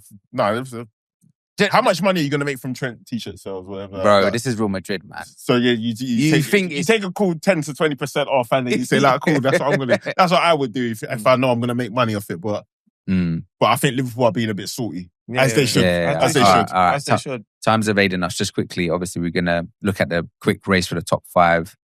Quickly to you, Strives. How damaging was it that Arsenal has recently dropped more points in the Premier League? Just 1 win in 5 now. Yeah, man. One win in 5. What was it? And it was against the 10-man Ipswich. That's not counting, obviously, the Real Madrid win. Like, people that are saying Arteta should have rotated or rested players, I don't think they truly understand that. We don't have the liberty, we don't have the grace to be able to do that. We're literally in a fight to retain second place, much less staying in contention for the European spots or Champions League spots. I do think we will finish top 5. That would be a total capitulation. Should we not? But yeah, like if we're trying to maintain second place, we need to. But then Man City's hot on our tails. Newcastle lost, but they were hot on our tails. Chelsea obviously getting that win against Liverpool. They're now hot on our tails. It's just it's an interesting battle for top 2, top 3, top 4, top 5. It's interesting. That's the only thing in the Premier League that we've all got to look forward to, really. Everything else is decided. Who have you got to play in the top 5? So we got to play. I think we're playing you on Sunday. Oh yeah. Yeah, so we're playing, and then we got to play Newcastle. Southampton. I know Villa have got 2. Our last 3 games. Yeah, I know Villa have got 2 of the top 5 as well. Oh, is it? Yeah, and I think Chelsea has Newcastle and Villa or Forest or something like that. So yeah, it's an interesting battle, man. It's an interesting battle. Definitely, man. Definitely interesting. Yeah, they got Nottingham Forest as well. Chelsea in there. Yeah. So what do you think, Della? Quickly, do you think Newcastle going to break into top 4? Top 5. I think they can do top 5. Maybe not top 4. Top 5. If they don't, do you reckon Isak will stay? Or if they don't get Champions League? They don't get Champions League. I think he will start. I don't think he's going next season. Okay. Yeah, I don't think Champions League would affect him. Like, obviously, he wants to play in Champions League, but I actually just think he likes Newcastle, bro. Do you? Yeah, being a good player in Newcastle that the fans actually love Newcastle actually winning. Bro. Legend status. No, but loads of players have left Newcastle though. But when they were winning stuff, and I feel like Newcastle seems like one of them, they'll just embrace you, man. You've been there, you know how it goes. And is it that Man City are picking up form at the right time at the end of the season? Yeah, they are, innit? Yeah. What was it, 1-0 they won, right? Yeah. Wolves had a few chances there. Yeah, Wolves should have definitely left with something. Yeah, Cunning looks good, man. But like I said, every time he shoots, bro, you can just see the intent. Yeah, what he's trying to do, bro. And like when he rattled that post, bro, like this guy took time, steadied himself, sent it front post, bro. Quality, bro, man. I want him at Liverpool. Yeah, bro, he's so good that I don't expect him to end up at Man United. You should know why he would, to be fair. I mean, all the reports are saying that. I know. It's just confusing. But you know what they say about the reports, bro, man. That's why I don't believe it as well. And then just FYI, Forest drew today with Palace. Yeah, 1-1. Yeah, it's over for them. Yes, they got a penny. Well, it was squad penny, rather. Interesting. It's going to be an interesting end to the season, that top 5 battle, boy. I think most people expected the first 2 to be in the bag. I think Arsenal now, because their focus is on Champions League, maybe they're letting it slip a little bit. Yeah, I mean, just... Which makes sense, you would. No, I mean, we was always going to finish 2nd or 3rd. I said that at the beginning of the season, so it's just what's happening, man. Hopefully we do better in the chance of windows. Fair play. All right, quickly, let's go around the room. Back pages, starting with you, Strives. Back pages, my back pages will go to... So I didn't even think about this one, you know? Devin Haney. No, man, he's stuck, man. he absolutely stuck. You know who it could go to? You could go to Enue, but I was going to keep it football. I'm actually going to give it to Lamine Yamal because obviously you guys tried to do a smear campaign and try to make it look like a racist thing. So yeah, I'm going to give it to Lamine Yamal, man, because of his Did you see his thing in the lineup where he kept doing that something to try and show off his trim? His blonde hair. Nah. Yeah, don't know why he kept doing it. You know when the camera pans. He's a young boy, isn't it? Yeah, no, I ain't seen it. I do know his trim's better than his last trim. Let's just say that. So yeah, hold tight yourself, bruv. Yeah. Superstar trim. Molly? I'll go for Harry Kane as to why I'm wearing the kit. Obviously, he won his first trophy. I can't lie, his celebrations look fake, by the way. FYI. That's... What, the celebrations in the change room? Yeah, because I mean, he didn't say... he wasn't even playing. In the game, like, obviously, against Leipzig, they were winning, like, 3-2. And they would have won the trophy if that was the end result. And Leipzig conceded or scored in the last minute, bruv. He was sad, bruv. He was on the touchline. So anyway, he done it in the end. So yeah, Harry Kane, congratulations. Now you can come to Man United and secure your status. Your status as the top scorer in the league if you want. That'd be good. Della? Yeah, got to double up on Harry Kane. Pause. Yes. Yeah, has to be him, man. 31. Finally got his first trophy, so yeah, people have to put respect on his name now, innit? Like, arguably one of the England's all-time greats as a striker. Yeah, facts. He just needed a trophy to confirm it. So yeah. What about Elise though? Is that not a better feat? What do you mean? Like, it's come from Palace to Bayern Munich, doing this better thing. feat than Kane winning his first trophy at the age of 31. Nah, it's standard. Really. He's a good player. He's saying company. He's won a. Oh yeah, facts, isn't it? Yeah, company as well. Yeah, he's won a trophy before Arteta. Yeah. We'll talk. Mad one. Sticky. Joey? Hold tight, Brent. Yeah, now mine was gonna be Eberechi Eze for winning a chess tournament. He won 20k in a chess tournament. Eze? And I found out it's a celebrity chess tournament. So oh yeah, okay. Yeah, it's levels other times. But still, though. Chess is chess. I want to learn how to play chess still. Yeah, he said he just watched YouTube videos. I might do that still. Yeah, but winning Magnus, that, that's Magnus crazy. is But yeah, Lamine Yamal, man. Very impressed by his performance, man. It was just underlining the fact that he's not a wonder kid anymore, bro. He's the guy at the top. So where is he then? Huh? World class. A world class wonder kid, yeah? No, world class. I'm going to give my one to Barnet, who've actually been promoted to League 2. So they win the National League. Okay. I think it's like 7 years. So like, it's a mad feat for them. So well done, well played. I think they were on like a winning spree like throughout the whole season, and they dropped off, and then they did it literally in the last. Is Arsenal still linked with Barnet? No, you lot used to play reserve games. Oh, yeah, for sure. Was it the Hive or something like that? You lot used to play there. Right. Women used to play there as well. Oh, well, because we're probably close by an area. Right? Yeah. All right, cool. That's been today's episode. Thanks for locking in. We'll be back same time, same place next week. We out.